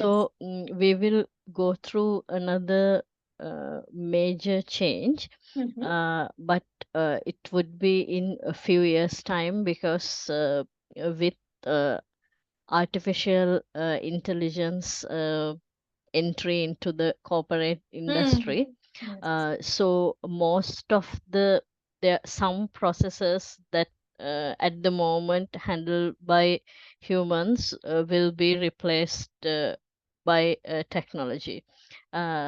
So we are heading towards that. For example, Copilot, they are even able to draft an email on behalf of you. It is able to schedule meetings also. So the what we are looking at is that uh, there will be a headcount reduction, but again, if we empower employees with the knowledge how to handle the artificial intelligence, or people who knows to take 100% out of a system Yes. will last in the industry. So that Exactly. is where we are heading now. Yes. So that will be another change that uh, corporate industry would face, not only London Stock Exchange, but there's some Yes. other major companies as well. Exactly, Tushara. Thank you very much. Actually, I have included a reading for you in your LMS as well regarding the point that Tushara highlighted, the brought up. Actually, with AI now, there is a fear that we will lose our jobs. But on the other hand, we have to think, we have to develop our skills to get the use of AI, and also it will create another set of jobs, not the traditional jobs that we performed earlier.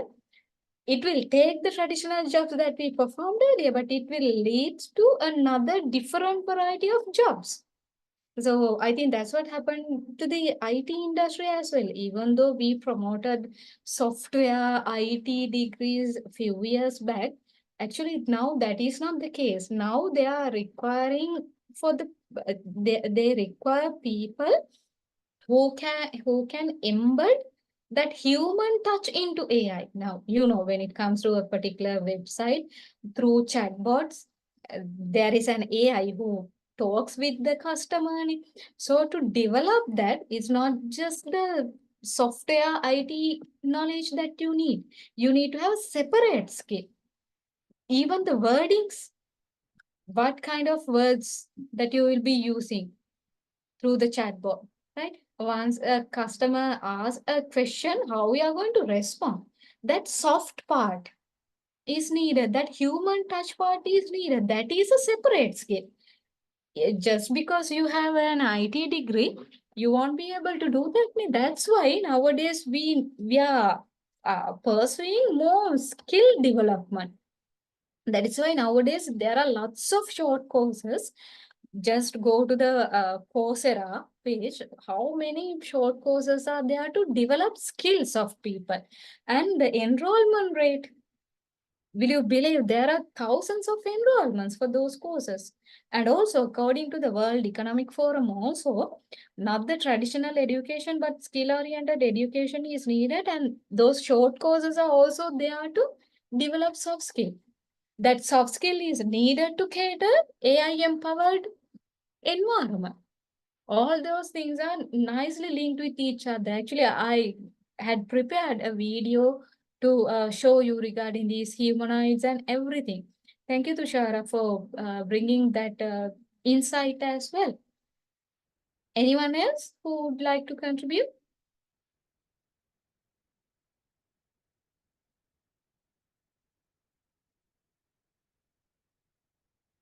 And I would like to hear from one of you regarding the balance that you are trying to keep. Now, I told you there should be a balance. You cannot just introduce all changes and innovations at a rapid change because it will disrupt your organizational operations. Up to some extent, you want to have kind of a core stabilization, core stability in your organization. Then you have to implement all changes and innovation. There should be a proper balance there. So anybody who would like to tell me the story from your end regarding that balance? Either an event you have maintained the balance or somewhere you have gone wrong, anything. Yeah, ma'am. Yes, Ravi, please. When I was working in a department as a head of the department, Hmm? I wanted to introduce online payment system Hmm. that is to prevent human intervention. I wanted to make it zero, but I did not start it doing. To go to that level initially. Instead, what I did, I did the halfway, to do a payment online, and the rest of the people to come and do the payment physically. Because even the banks were against for introducing such a payment system in that organization. You maybe know the organization. That's none other than customs. Okay. Because bank was getting kind of a charge. They were charging some money, and if they are going to convert it to online, then they are to reduce it. But to reduce it, they didn't want that. I mean, their unions also were against it because that was their profit. Okay. And then the people wanted to come into the premises to make payment because they were used to that. Yes. One thing, they were in the habit of doing it, and number two, they had a lot of unusual involvements with that. So what I did, I strike the balance. I allowed some people to come, and some banks are not closed. We had a couple of banks inside, so I started it with one of the banks, and the other bank was just open for people to come and do the business. And then I also introduce a level of amount, like it's suppose they're coming to uh, make the payment of about 20 million or so. I mean, that kind of money is involved in. If that is so, they have to come to the bank. But if it is lesser than that, then they can do it online. Likewise, the still people were coming in, and some were not coming like that. So therefore, I managed to overcome the resistance that each party wanted to put into. I mean, to prevent it. So because of the balance. So and finally, I mean, today you can see, I mean, entire thing is online. All the payments are done online, thereby preventing people coming into the premises of the department, and then to prevent unusual sort of crimes, I should say. Yeah. Yes. Thank you, Ravi. Actually, with your example, I also remembered an example, actually, something that we are doing currently with our undergraduate students.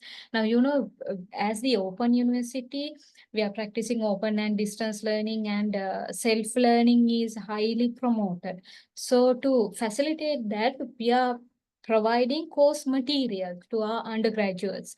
So you can think, right? Providing printed course materials for each and every individual student from first year to fourth year. You can think about the cost involved and also the paper utilization, environmental harm, all those things, right? So then we can simply give the soft copy. We can simply provide them with the soft copy online material. We can just upload it to the LMS so that student can use the soft copy. But still, we have to understand there is a psychological part, because some students now, when it comes to especially first year students, they are just after A levels. They are much used with this school system, tuition class system, and they want to have something on their hand to read, highlight, write down, and everything. And they prefer to have physical books, hard copies. So that psychological part is also there.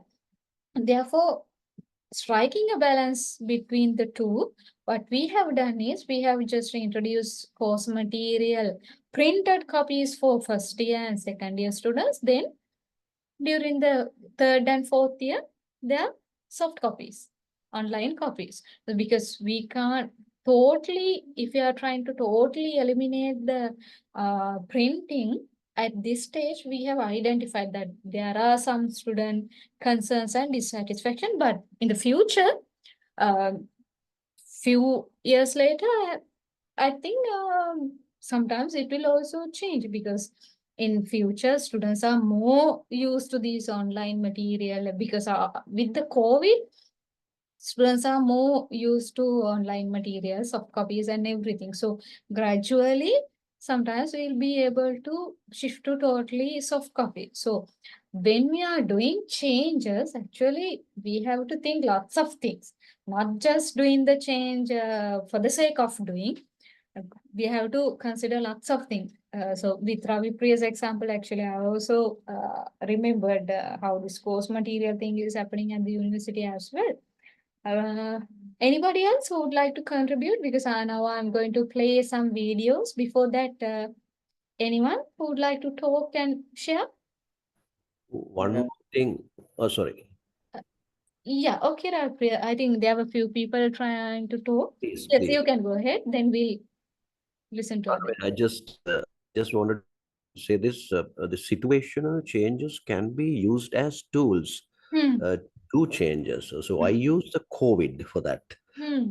When I convinced the people not to come, I said, "Here, look, this can be spread, and that will be a life threat." So Yeah. that, I mean, I used it as a tool. I mean, situation changes, Hmm. just to make you aware. Yes, that means you should be smart enough to. Yes. You should be obviously smart enough to use it as a tool and strategically get the things done. Yes. තරහ කරගන්නේ නැතුව, something like that.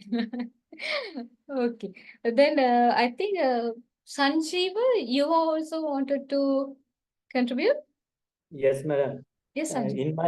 In my organization around 2007 or 2008, Hmm?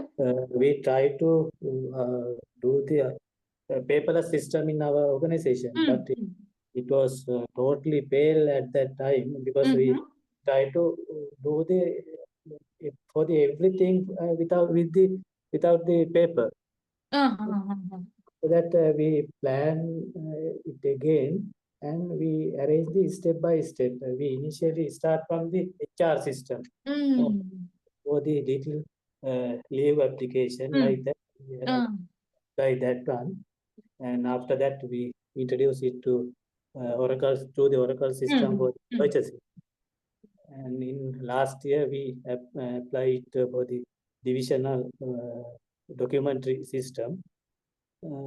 Like that we go step by step. In near future we can apply that one for the payment and the gate system, gate clearance document. Then after another 3 years, then we can arrange the total paperless system in our organization. Fully systematized. Totally fail. Yes, Anju, actually, that's really great that you brought that example, because initially it was fail because you were trying to introduce the change as a whole. But Yes. now you are gradually, step by step, you are going to do the change. Yes. Yes. It is successful. Yeah. Thank you very much for bringing that part. So that's why change is a process. Yes, madam. It and also Sanju, may I Yes, know? madam. Sir. Yes, Siraj. Can I have 1 minute? I want to have another clarification from Sanjeev. Sanjeev, when it comes to that earlier initiative that you wanted to have paperless attest rate at once, so how was the response from your employees, from organizational members? Actually, they don't like to do that because that they are only active for the traditional method. Mm-hmm. Don't like to new things. So, did you have any kind of external change consultant, or was it done internally? We consult external one. Then we discuss with our management and we plan do this step by step. Yes. We start in little things. Because when we arrange the leave system and the HR system, then we go step by step. Yes, exactly. That's why that unfreezing and change, that process is needed, because you can't drastically introduce something over one night. Change should be very systematized, well planned, and step-by-step process, because, as I told you, it involves lots of sentiments of people. The main resistance point is people. They don't like to change. So gradually you have to unfreeze and then change and then establish things. Thank you very much, Sanjeev. Then Siraj, yes? Yes, madam. Actually, same as I discussed, as you discussed with Mr. Sanjeev. In our organization also, they are using like paperless progress with the ERP system. But however, they are implementing, this is not practical to use with unskilled people. They cannot handle this one. So the staff and all related engineers and the account staff, this all they are using this one. And for the unskilled category, they are using still the papers. Their leave application and all their letters, request, everything is handled by HR department directly with the papers. Yeah, still, but for the staff, they are handling the online system. Oh. Oracle. Oracle. Yeah, that's what. So when you are introducing a change, that smooth balance is needed without disrupting to your core activities, but still adapting to the changes happening in the business environment. While facing the turbulent, uncertain, all the situations, you should be smart enough to do the change and come up with innovation. That's very true. So I think somebody else was also trying to contribute. Yes, who would like to share your experience and insights? Anyone else? Yes, madam. Yes. Madam. Same thing happened to my organization also. I think 14 years back. 14 years back. Yes, our organization was to introduce SAP system to ensure smooth operation, because we have island-wide office and Lanka filling stations, fuel filling stations. So to ensure smooth operation, SAP system was bought from India. Initially, all people resisted. They were very reluctant because some kind of software operation is involved. So they were very aggressive with that system. Now it's okay. Now, time to time, the operations come and all people are okay with that system. So that means you gradually implemented it. Is that? Yeah. People came from skilled people came from India to educate that system. Yes, I think we bought the system 12 years back, more than 100 million we had to spend. Yes, you can imagine, right? If change goes wrong, again, that's also internal and external failure cause it's something like that. So actually, Ganga, same as your example, I'm also having a personal experience because before joining this the academic sector, I also worked in private sector. And so actually, I worked at Hema's, their business process outsourcing company, that is their own company. Earlier it was Vishwa BPO. I think now they have changed their name. I learned a lot from Hema's. Their ERP system was SAP.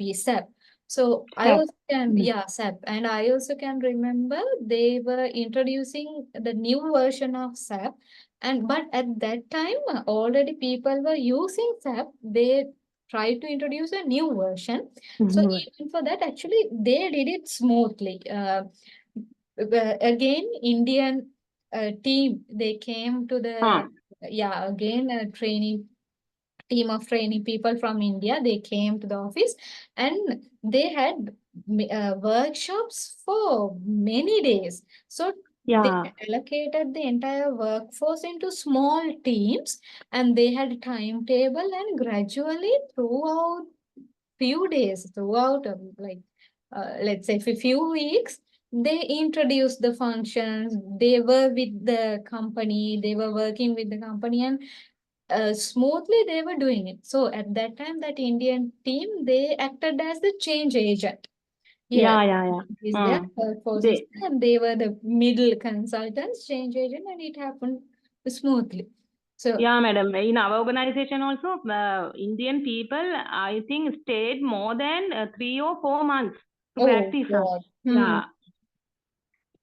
So there should be a strategy, especially when people involvement. There should be a smooth strategy. Actually, that's what all these stories say. Thank you very much, Ganga, for sharing your experience. Okay, ma'am. Yes. Anyone else who would like to talk?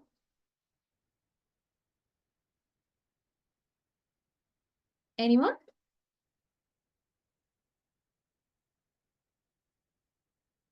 Okay, then. With that, I'll show you a video. Actually, I have already uploaded this one into your LMS as well.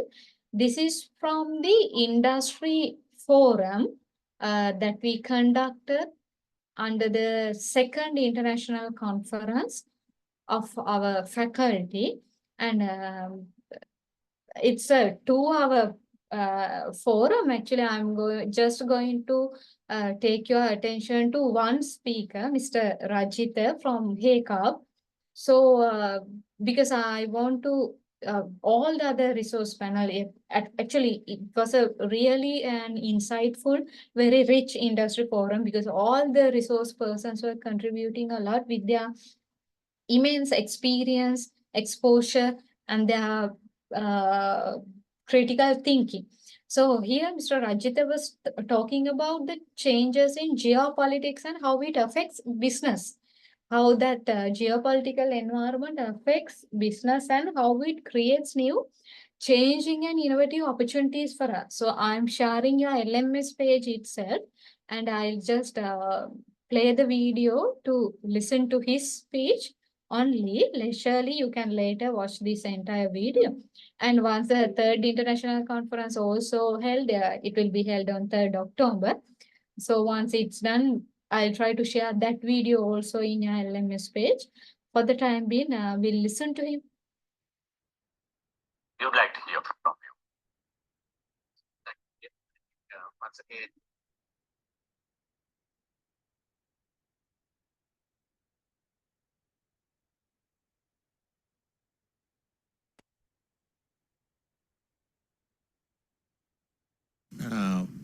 very honored to be at this distinguished forum. I would like to bring a different perspective because we are more in the outward looking situation on the export manufacturing and marketing. So let me bring in some of the external challenges and the changes that are rapidly taking place globally, in terms of having competitive and sustainable growth models in export-oriented companies. Halis today accounts You can hear and see, right? Yes, ma'am. Okay, right. for close to about 4% of Sri Lanka's exports. The key sectors of actual carbon, the glove business, the fiber business, as well as the fabric accounts for majority of that. So one of the global phenomena what we are seeing today is there are multiple facets which are different to the global environment that we have seen 10, 15 years ago, which is a rapid change. If you look at today, most of the countries, either you are developed or developing, is polarizing towards not free trade. Most are polarizing towards regional interest, nationalistic, to the extent of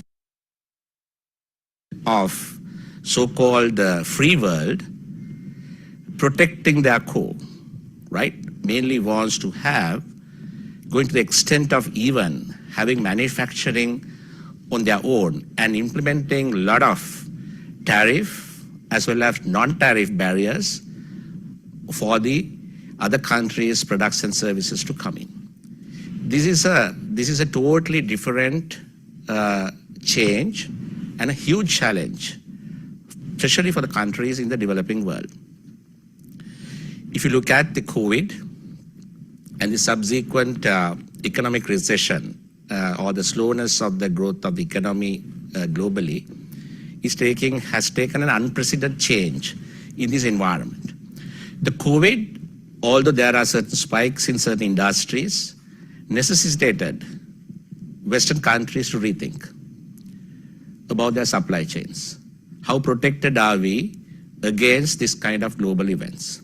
And the Ukraine war changed the entire dynamics of the energy equation in the Europe. How should we self-sufficient on our energies? More acceleration on the renewable energy sides, and less dependency on the imports. Then the geopolitics between West and the East, particularly China versus the US, is taken to an extreme corner, where the US is in fact, and China on the other side, looking at the near possibility of China invading Taiwan and the consequences of that to the economy as well as the geopolitics. So what this has brought about is a huge dimension of protectionism, national interest. And there is no free trade anymore, ladies and gentlemen. If someone calls about an open economy, free trade, and a level playing field, it is not there. So this is a huge change. The role of the United Nations, role of the WTO, role of what you call Commonwealth or whatever the organization you call it, there is no level playing field anymore. And that polarization is so large that in order to survive and execute strategies from a developing country like us becomes much more challenging than what it was many years ago. So if you look at this situation, you have to strategize your exports coming out of a country like Sri Lanka in order to fit into this landscape. And this landscape won't be reversing, ladies and gentlemen, in the near future for the better, but it will move to more worse situations. As I expected, what would happen in the Ukraine war, in the Europe, possibility, I mean, I hope that will never happen if China invades Taiwan. What would be the repercussions of that? And the North Korea's role in this whole geopolitical game. It's again a bomb hidden to be exposed, right? So those are the kind of key geopolitical and external environments that we need to think about when you're looking at strategizing your export strategy coming out of a country like Sri Lanka. So it's a matter of survival at the end of the day. How to swim against the big fish. Not to attack the big fish, maneuver through the big fish and capitalize on the strength and the flexibility of the small fish. So this is what you need to very carefully plan. So what can we do? Now, if you look at the companies, exports that I have managed since 2010 at Haley's, HECAB PLC, which is provides a unique value proposition. We are into coconut carbon. We convert the shell to a very high value added product, shell to coconut charcoal to activated carbon. Today, HECAB has 16% of the global market share. And we are in all the spectrums of the applications of the coconut carbon. Activated carbon is used for water purification, air purification in the mining industry. Now, when I strategize, so these are traditional applications. How should I position HECAB for the future in this global environment? Knowing very well, as the eminent panel spoke, Sri Lanka's challenges, because our main manufacturing base, more than 50% of our volumes and the turnover comes out of Sri Lanka. And Sri Lanka is no more a competitive cost base. We are very, very expensive, energy-wise, electricity-wise, even people-wise. Productivity and the equation taken together, as correctly pointed by the panel, with these high expectations of people for better positions, better packages, and that challenge is enormous. So the costs, we are not in a cost competitive environment. Compared to Bangladesh, even compared to Vietnam, we are not in a cost competitive position. So when you are picking your manufacturing strategy, that you need to pick what are the niches, what is the value addition, what is the level of innovation and technology that you need to bring in to make use of our human capital, which has certain special traits. We are very good in technically. We are very good we are very technically savvy. The education levels of the people are very, very high. Given the correct environment in Sri Lanka, people will excel, right? So that is a key competitive advantage that Sri Lanka has. And we are very good in building certain what I call technologies or proprietary processes of our own using our indigenous knowledge within the companies. So HECAB is a company who has, now we are celebrating 50 years. We were the pioneering company in Asia to introduce coconut carbon to the world. We are very proud of it. So we have built 50 years of knowledge within the company on the technology and the applications. Now, if you want me to tell a strategy to come out of face this global and the local situation, what we are looking at is appending our value portfolio of products into the highest levels in the global arena. So one of the highest value-adding products of activated carbon today is in energy storage. That is the activated carbon used in supercapacitors, activated carbon used in batteries. So HECAB went into about 10 years ago onto basic research on supercapacitor carbons. Today, we are one of the two largest companies providing supercapacitor carbons around the world.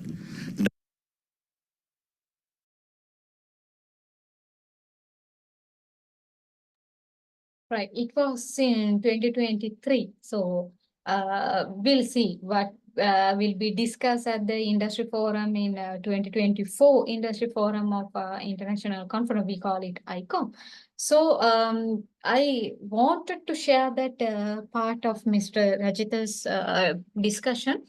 He talks about geopolitics, how we have to. It's really nice how we see that how we sail through the big fish and how the small fish have to survive in this turmoil. So, and also he was talking about indigenous values as well. So now moving my discussion from change and innovation, the final part of our discussion is kind of new concepts in management. There, this indigenous management part has taken a huge space and value, especially with the sustainability concerns as well. So after this discussion, I'll show you another 2 videos regarding indigenous values and sustainability as well. So we know the sustainability concerns, environmental production, convention, international conventions, different agreements, treaties, different rules, regulations, they were evolving throughout the history, right? Nowadays, this sustainability concept has become a business strategy itself as well. It's not like just a mere marketing tool. It's not just a propaganda. Sustainability has become a business model. Sustainability has become a strategy for a business as well. So there, sustainability means we want to ensure the well-being of all human being, all other creatures, natural environment for a long period of time, not just the profit model. That's the idea behind that. But in practice, still we have lots of issues, lots of scandals, human exploitation, natural environment disasters, unhealthy competition, malpractices, lots of issues are going on in the world, but still the sustainability is raising as a key concern in the world. With that, aligning sustainability, now this indigenous management has also taken a considerable space in the global discussion. Actually, in my MBA, I also did my research with regards to Sri Lankan indigenous apparel practices, sustainability, and global accessibility. So nowadays, even in now university curricula also, this indigenous management part is having a space. Indigenous management related courses are also there. Because as Mr. Rajit also mentioned, earlier few years back, we talked about globalization, being one global village. But after with this China-US war and the emerging of India, Korea, those countries, now thereafter world was talking about deglobalization, regional interest, national values. Earlier we were talking about globalization, thereafter we moved to deglobalization, taking the national interest, national market, and competition between countries. That's what we experienced with US-China World War. Actually, Huawei was the culprit, right? Huawei was the victim. Huawei customers and Huawei company were the parties who were suffering due to the war between two countries, due to the two political agendas. So likewise, now globalization has moved to kind of a deglobalization. National economies are trying to defeat the other and emerge. So with that, national interest has arose. So I think with the previous government also in Sri Lankan economic policy was also developed with the aim of indigenous management. So not only that, actually, I think during Mrs. Sirimao Bandaranaike era also, kind of indigenous management and indigenous values were taken into consideration. And again, in after 2020 also, we were considering those things, how we can take the maximum use out of our unique indigenous values, how can we commercialize them in front of world. Our mask carving, our handloom, our batik, and our pottery, even our aesthetic items, traditional aesthetic items, how we can commercialize those things in front of the world. Still, these things are having a discussion. So when it comes to these indigenous values, the classic example I always take is Maori culture. New Zealand Maori culture. Their language, their dance, I think obviously you may have seen the haka dance performed by New Zealand football team, right? Just showcasing their indigenous values in front of the world. And very recently, I think this week or last week, new Maori queen was appointed to their tribe after the decease of their former king. His daughter, a new queen, was appointed for their Maori culture, and they have a video circulating with that ceremony and everything. And recently, and this video is not much recent, but I saw it recently, a TED Talk of Maori culture promoting an official, a lady. So we'll watch that video. Actually, it's interesting. She nicely tell us how Maori language is inherently and naturally teaching us to value the whole concept rather than now. You will understand once you see the video, you will understand. Usually, if somebody asks us to do a self-introduction, usually how do we start? Even me, even myself, I start with my name. My name, where do I live, my school, then my parents, my qualifications, my working experience, and so on. But even after watching that video, even I was wondering how Maori language inspire their community to embrace the concept of nature and whole rather than myself, the considering and taking care of everybody, the we concept, and taking care of the nature. It is embedded even in their way of introducing themselves. That means how to do a self-introduction is given in their culture, in their language, and it has been developed so that you pay your gratitude to nature and the concept of whole rather than the individual concept. So I'll just play that video as well since it's interesting. We won't get time to play the entire video because I have already uploaded again that also into your LMS page. Since it's really interesting and since it matches with the discussion flow that we are having today, I'll just play part of that video as well.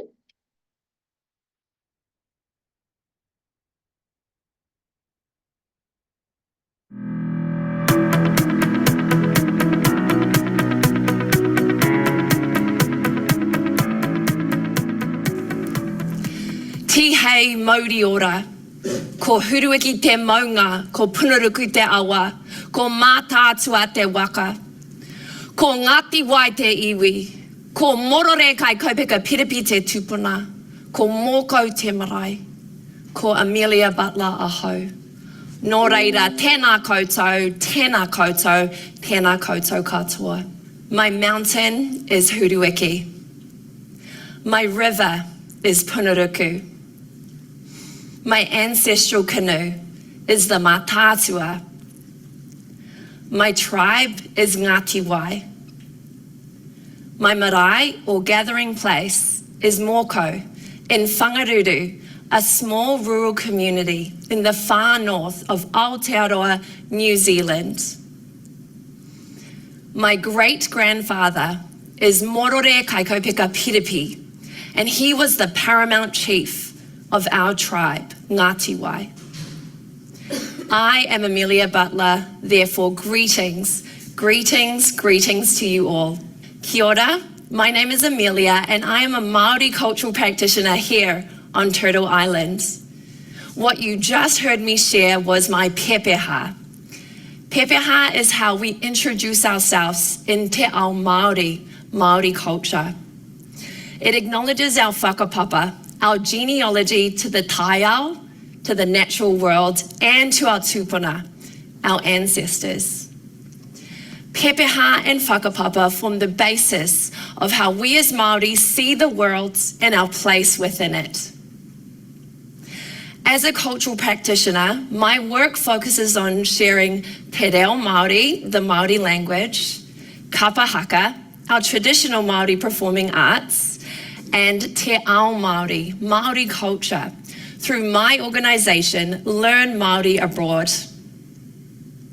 In our classes, learners get the opportunity to create their own pepeha, and today, I would like to invite you to create a shortened version of your pepeha so you can experience what it would be like to connect with the world from a te ao Māori perspective. To create your pepeha today, I'm going to ask you 3 questions.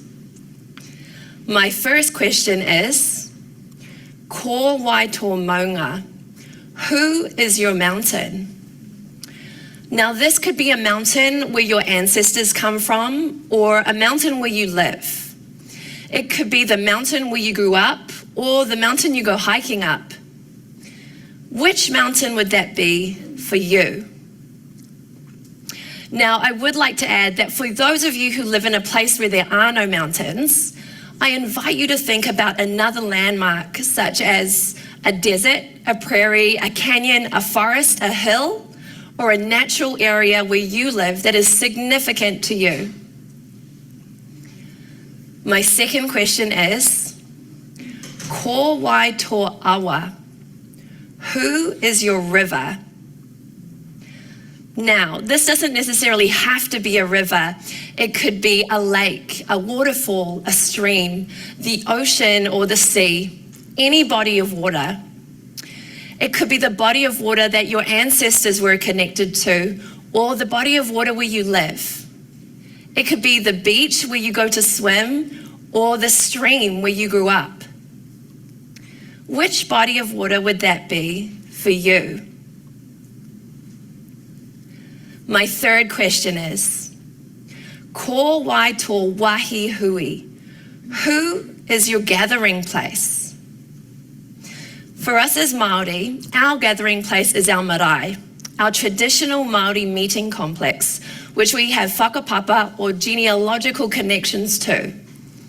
But for us here today, we are going to think about a gathering place, a wahi hui. This could be the community group you are a part of, or maybe it's the church you go to. It could be your grandmother's place where you and your family go every Sunday for a meal. Or maybe it's your dance studio where you and your dance group rehearses. Where do you go to gather with others? All right, now that you've answered these 3 questions, we are just going to add one more thing on at the end to complete your pepeha, and that is your name. In the Western world, people are viewed as paramount. So when we introduce ourselves, we usually say our name first. But in te ao Māori, we say our name last. This is because the focus is not on us as individuals, but on us as a collective. Pepeha is generally shared in generational order.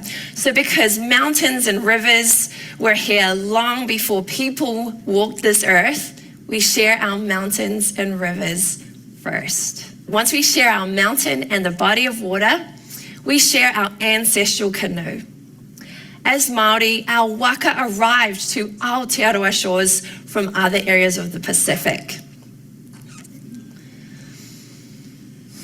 Once we share our waka, our ancestral canoe, we share our iwi, our tribes. Each iwi arrived to Aotearoa, and we each built marae as a central gathering place for the tribe. So once iwi and marae are shared, we share the names of our ancestors, and then we share our name. And there you have it. You now have a completed version of your own pepeha. Now, you would have noticed that when I asked you these 3 questions, I started with ko wai, which translates as who as opposed to what. So instead of saying, what is your mountain?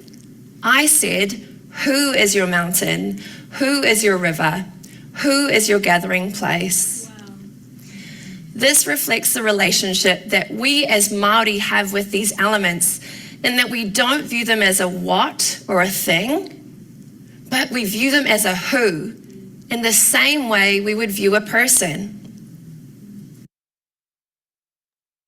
I'll stop it at that place. So I don't know up to which extent they are using all these things in the real world, but that philosophy just provokes our thinking, right? So she says, rather than starting off with your individual name, in Maori culture, they started their self-introduction with their mountain, their river, and their gathering place, then their tribe, ancestors' names, and so on.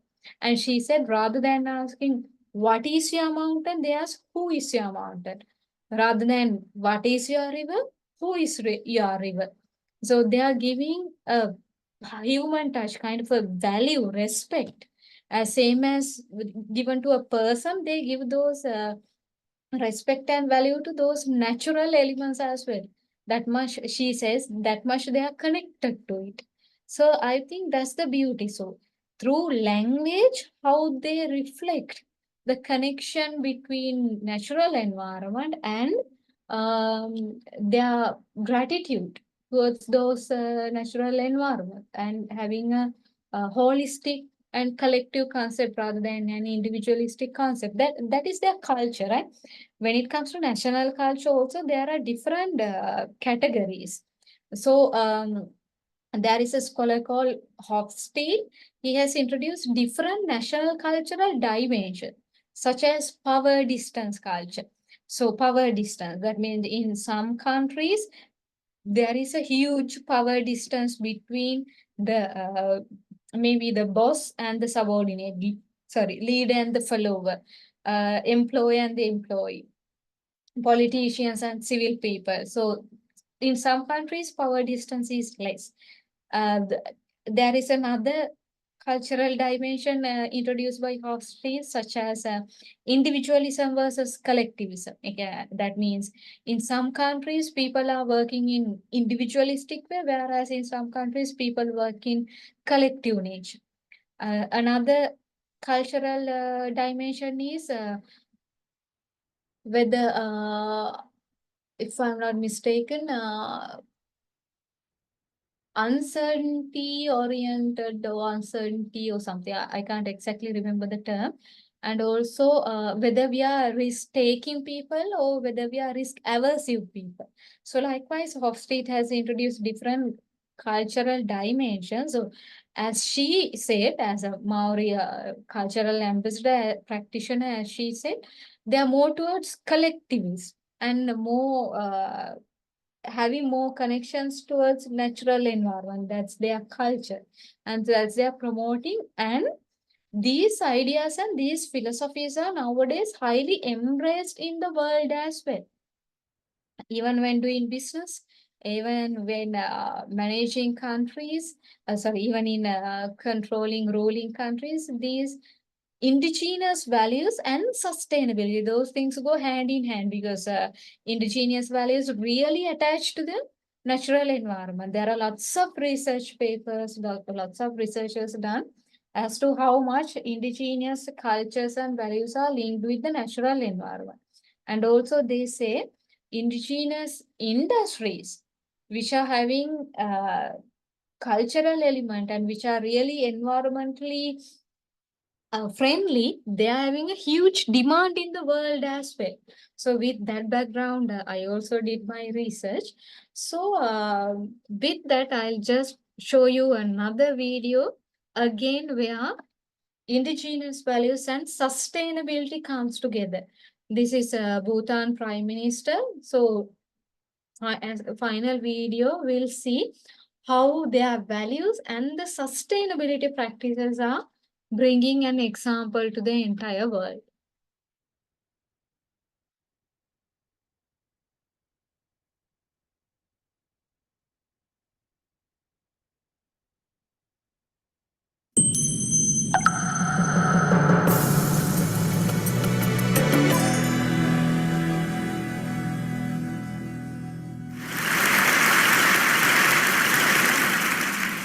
In case you're wondering, no, I'm not wearing a dress. And no, I'm not saying what I'm wearing underneath. This is a ko. This is my national dress. This is how all men dress in Bhutan. That is how our women dress.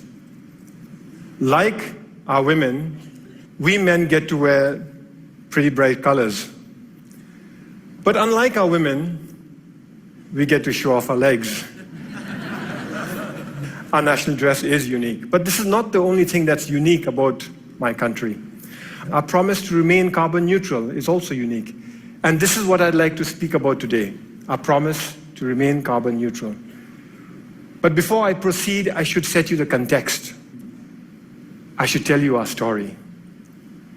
Bhutan is a small country in the Himalayas.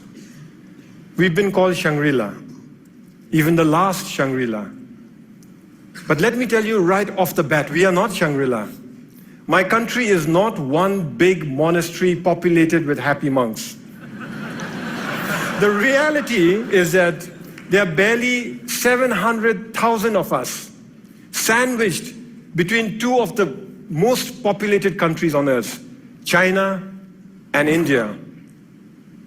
The reality is that we are a small, underdeveloped country doing our best to survive. But we are doing okay. We are surviving. In fact, we are thriving.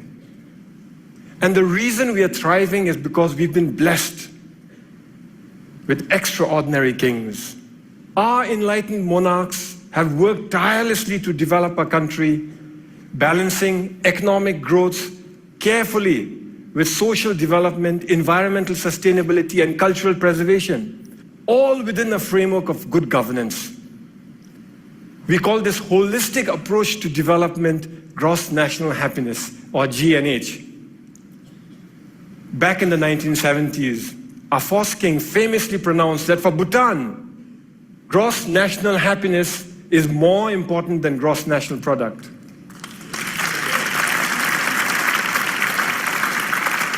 Ever since, all development in Bhutan is driven by GNH, a pioneering vision that aims to improve the happiness and well-being of our people. But that's easier said than done, especially when you're one of the smallest economies in the world. Our entire GDP is less than $2 billion. I know that some of you here are worth more individually than the entire economy of my country. So our economy is small, but here's where it gets interesting. Education is completely free. All citizens are guaranteed free school education, and those that work hard are given free college education. Healthcare is also completely free. Medical consultation, medical treatment, medicines, they're all provided by the state. We manage this because we use our limited resources very carefully, and because we stay faithful to the core mission of GNH, which is development with values. Our economy is small and we must strengthen it. Economic growth is important, but that economic growth must not come from undermining our unique culture or our pristine environment. Today our culture is flourishing. We continue to celebrate our art and architecture, food and festivals, monks and monasteries. And yes, we celebrate our national dress too. This is why I can wear my ko with pride. Here's a fun fact. You're looking at the world's biggest pocket. It starts here, goes round the back, and comes out from inside here. In this pocket, we store all manner of personal goods, from phones and wallets to iPads, office files, and books. But sometimes even precious cargo. So our culture is flourishing, but so is our environment. 72% of my country is under forest cover. Our constitution demands that a minimum of 60% of Bhutan's total land shall remain under forest cover for all time.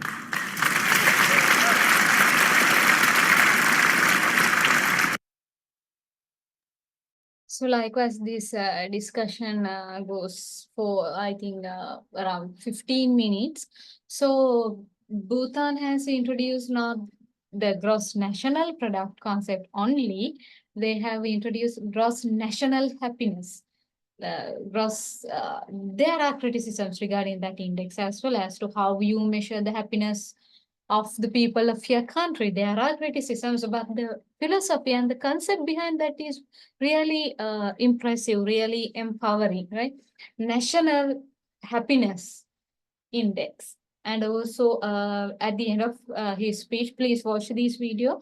Towards the end of his speech, he nicely explained how Bhutan has become carbon neutral country and kind of carbon neutral sink in the world, which can absorb even the other pollution and air pollution and everything of other industrialized countries as well.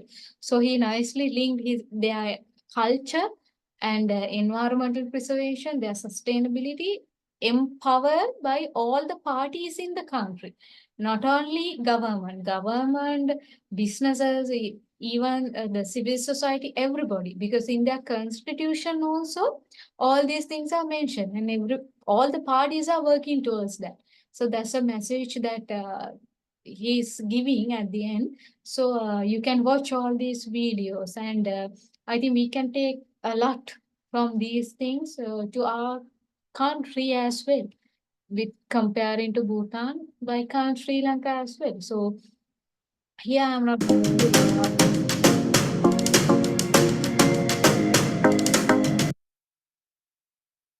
Yeah, I'm not going to play you all these videos. This is regarding humanoids, that means human type robots, how far they have gone, how far they have taken the activities and work and jobs in the contemporary business world. Anyway, you can watch all these videos freely in YouTube. And I just told you that I will show you one video from Japan as well, how their incremental changes have paved the way for lots of improvements. Effectiveness, efficiency has gone surprisingly high with the incremental change. Small innovative ideas implemented in Japan. So this is an old video even. It's not a very new video, but still we'll see how the things are happening. If you can take something to your work environment as well, we'll see.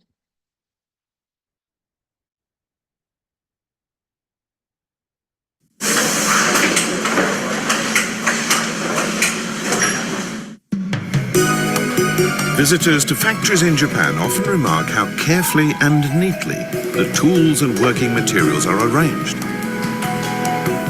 This is actually the key to efficiency. When tools are laid out clearly and conveniently, no work time is wasted looking for them.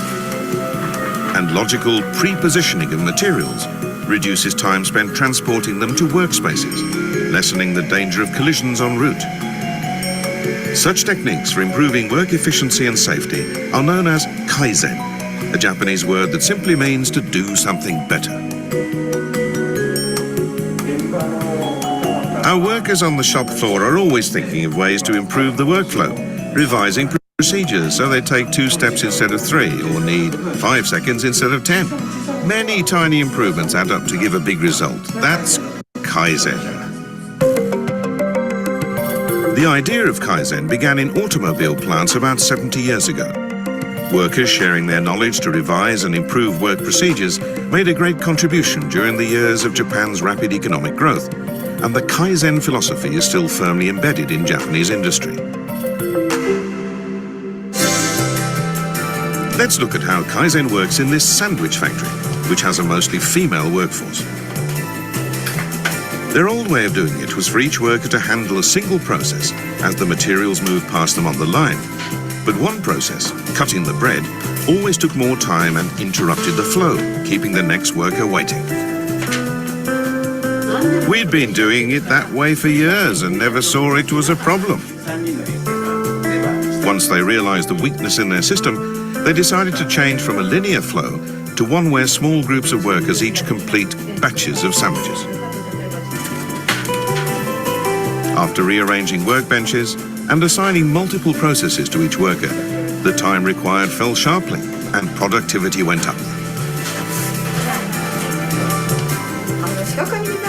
Now we rarely have to stand about waiting for materials. It's really improved the job. This factory employs a large number of workers with disabilities. The Kaizen approach paid off here too. A major goal of our Kaizen effort was to make it easier and more comfortable for the workers to do their jobs. Trash receptacles were redesigned for easy transportation. And various assistive devices allow people with visual impairments to operate equipment. This worker devised the Kaizen idea of stabilizing hanging screwdrivers with flexible cords. His improvement reduces wasteful movement, and since the drivers are used thousands of times a day, saves as much as 200 minutes of work time a month. It really feels like you've accomplished something when you come up with a new technique like this. We all enjoy thinking and working together to make our job better.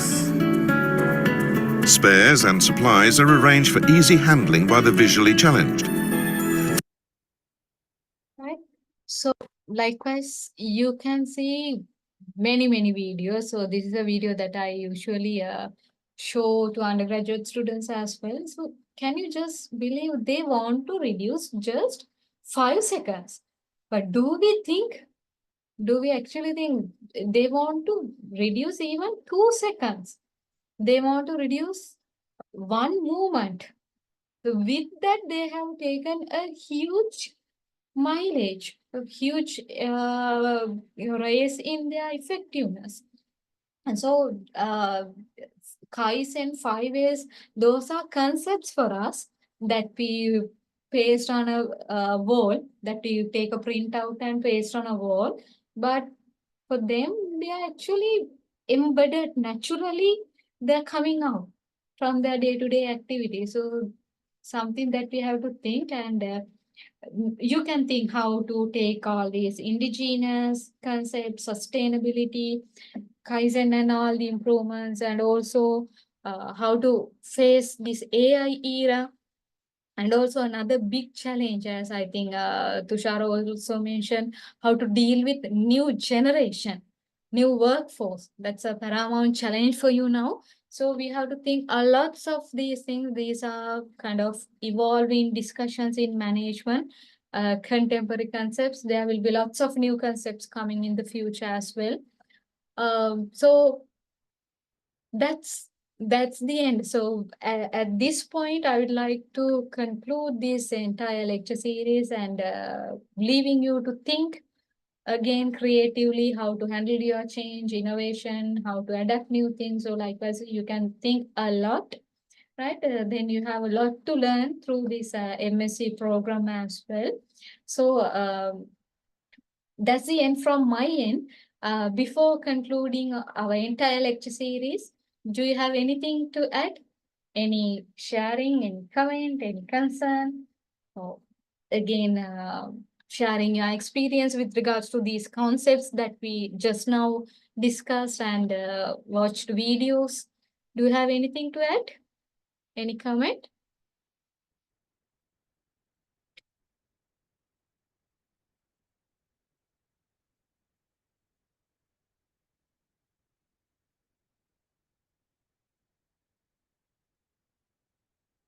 Yes, please. Anybody who would like to talk?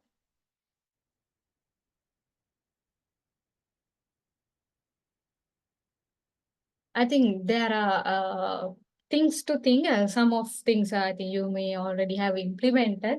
There may be something that you want to think. Yes, anybody who would like to contribute?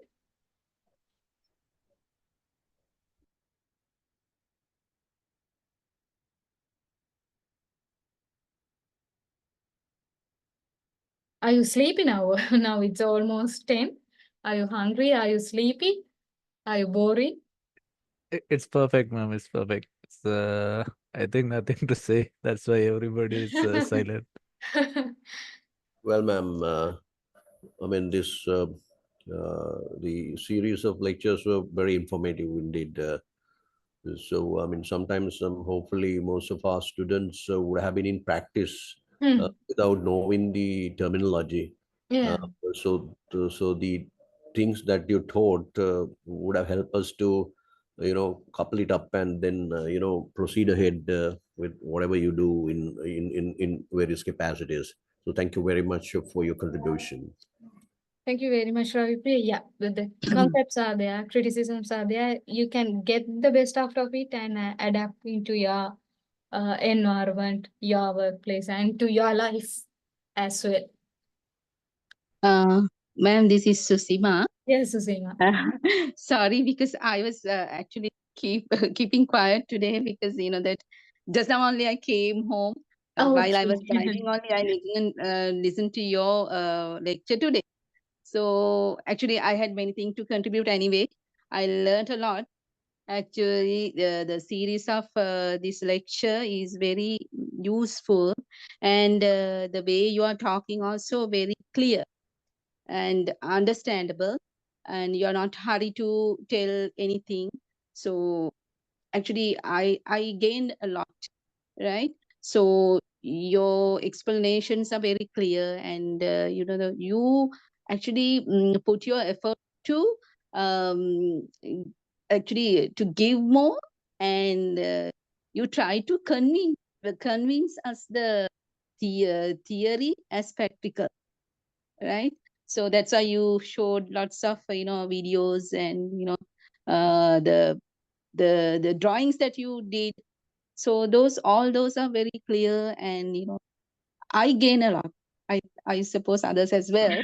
Thank you very much for your contribution and for your teaching, the way you teach. Everything is appreciated. Thank you, ma'am. Thank you very much, Susima. Thanks a lot.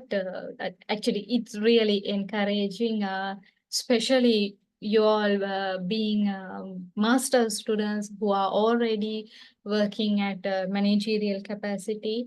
So it's really nice to work with you. And it's not just a teaching. I think in your inauguration also, Vice Chancellor mentioned it's not just teaching, it's knowledge sharing. That's why we are calling you not students, but learning partners.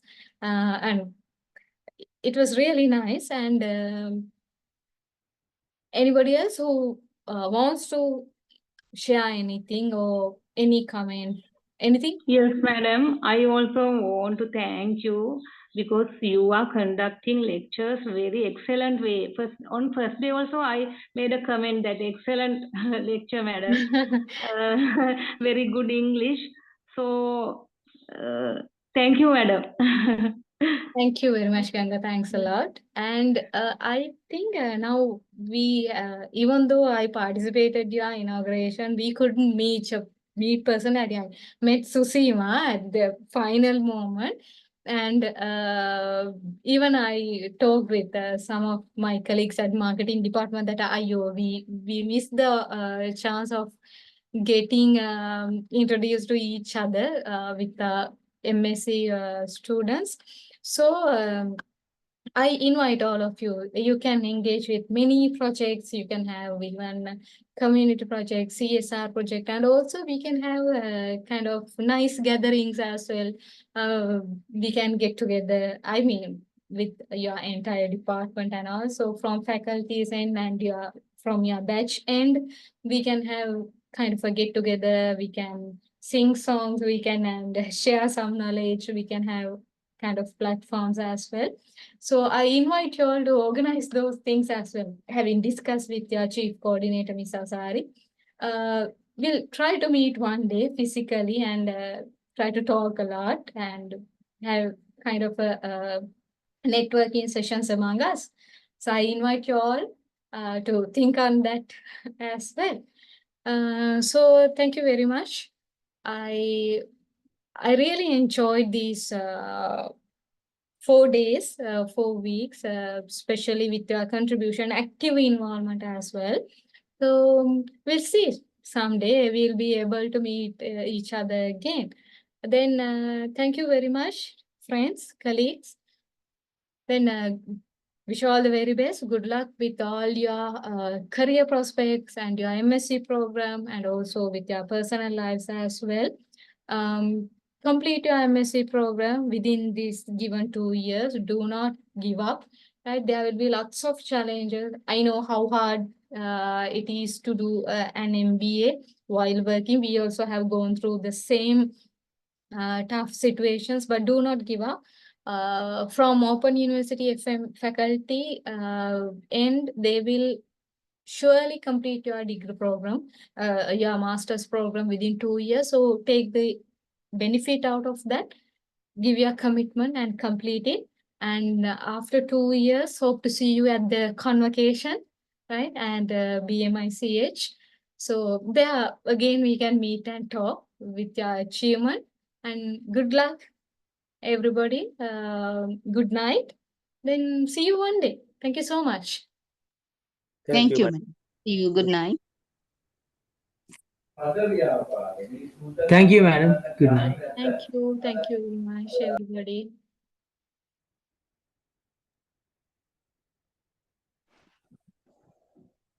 Good night, ma'am. Thank you. Good night, everyone. Thank you so much, ma'am. Thank you.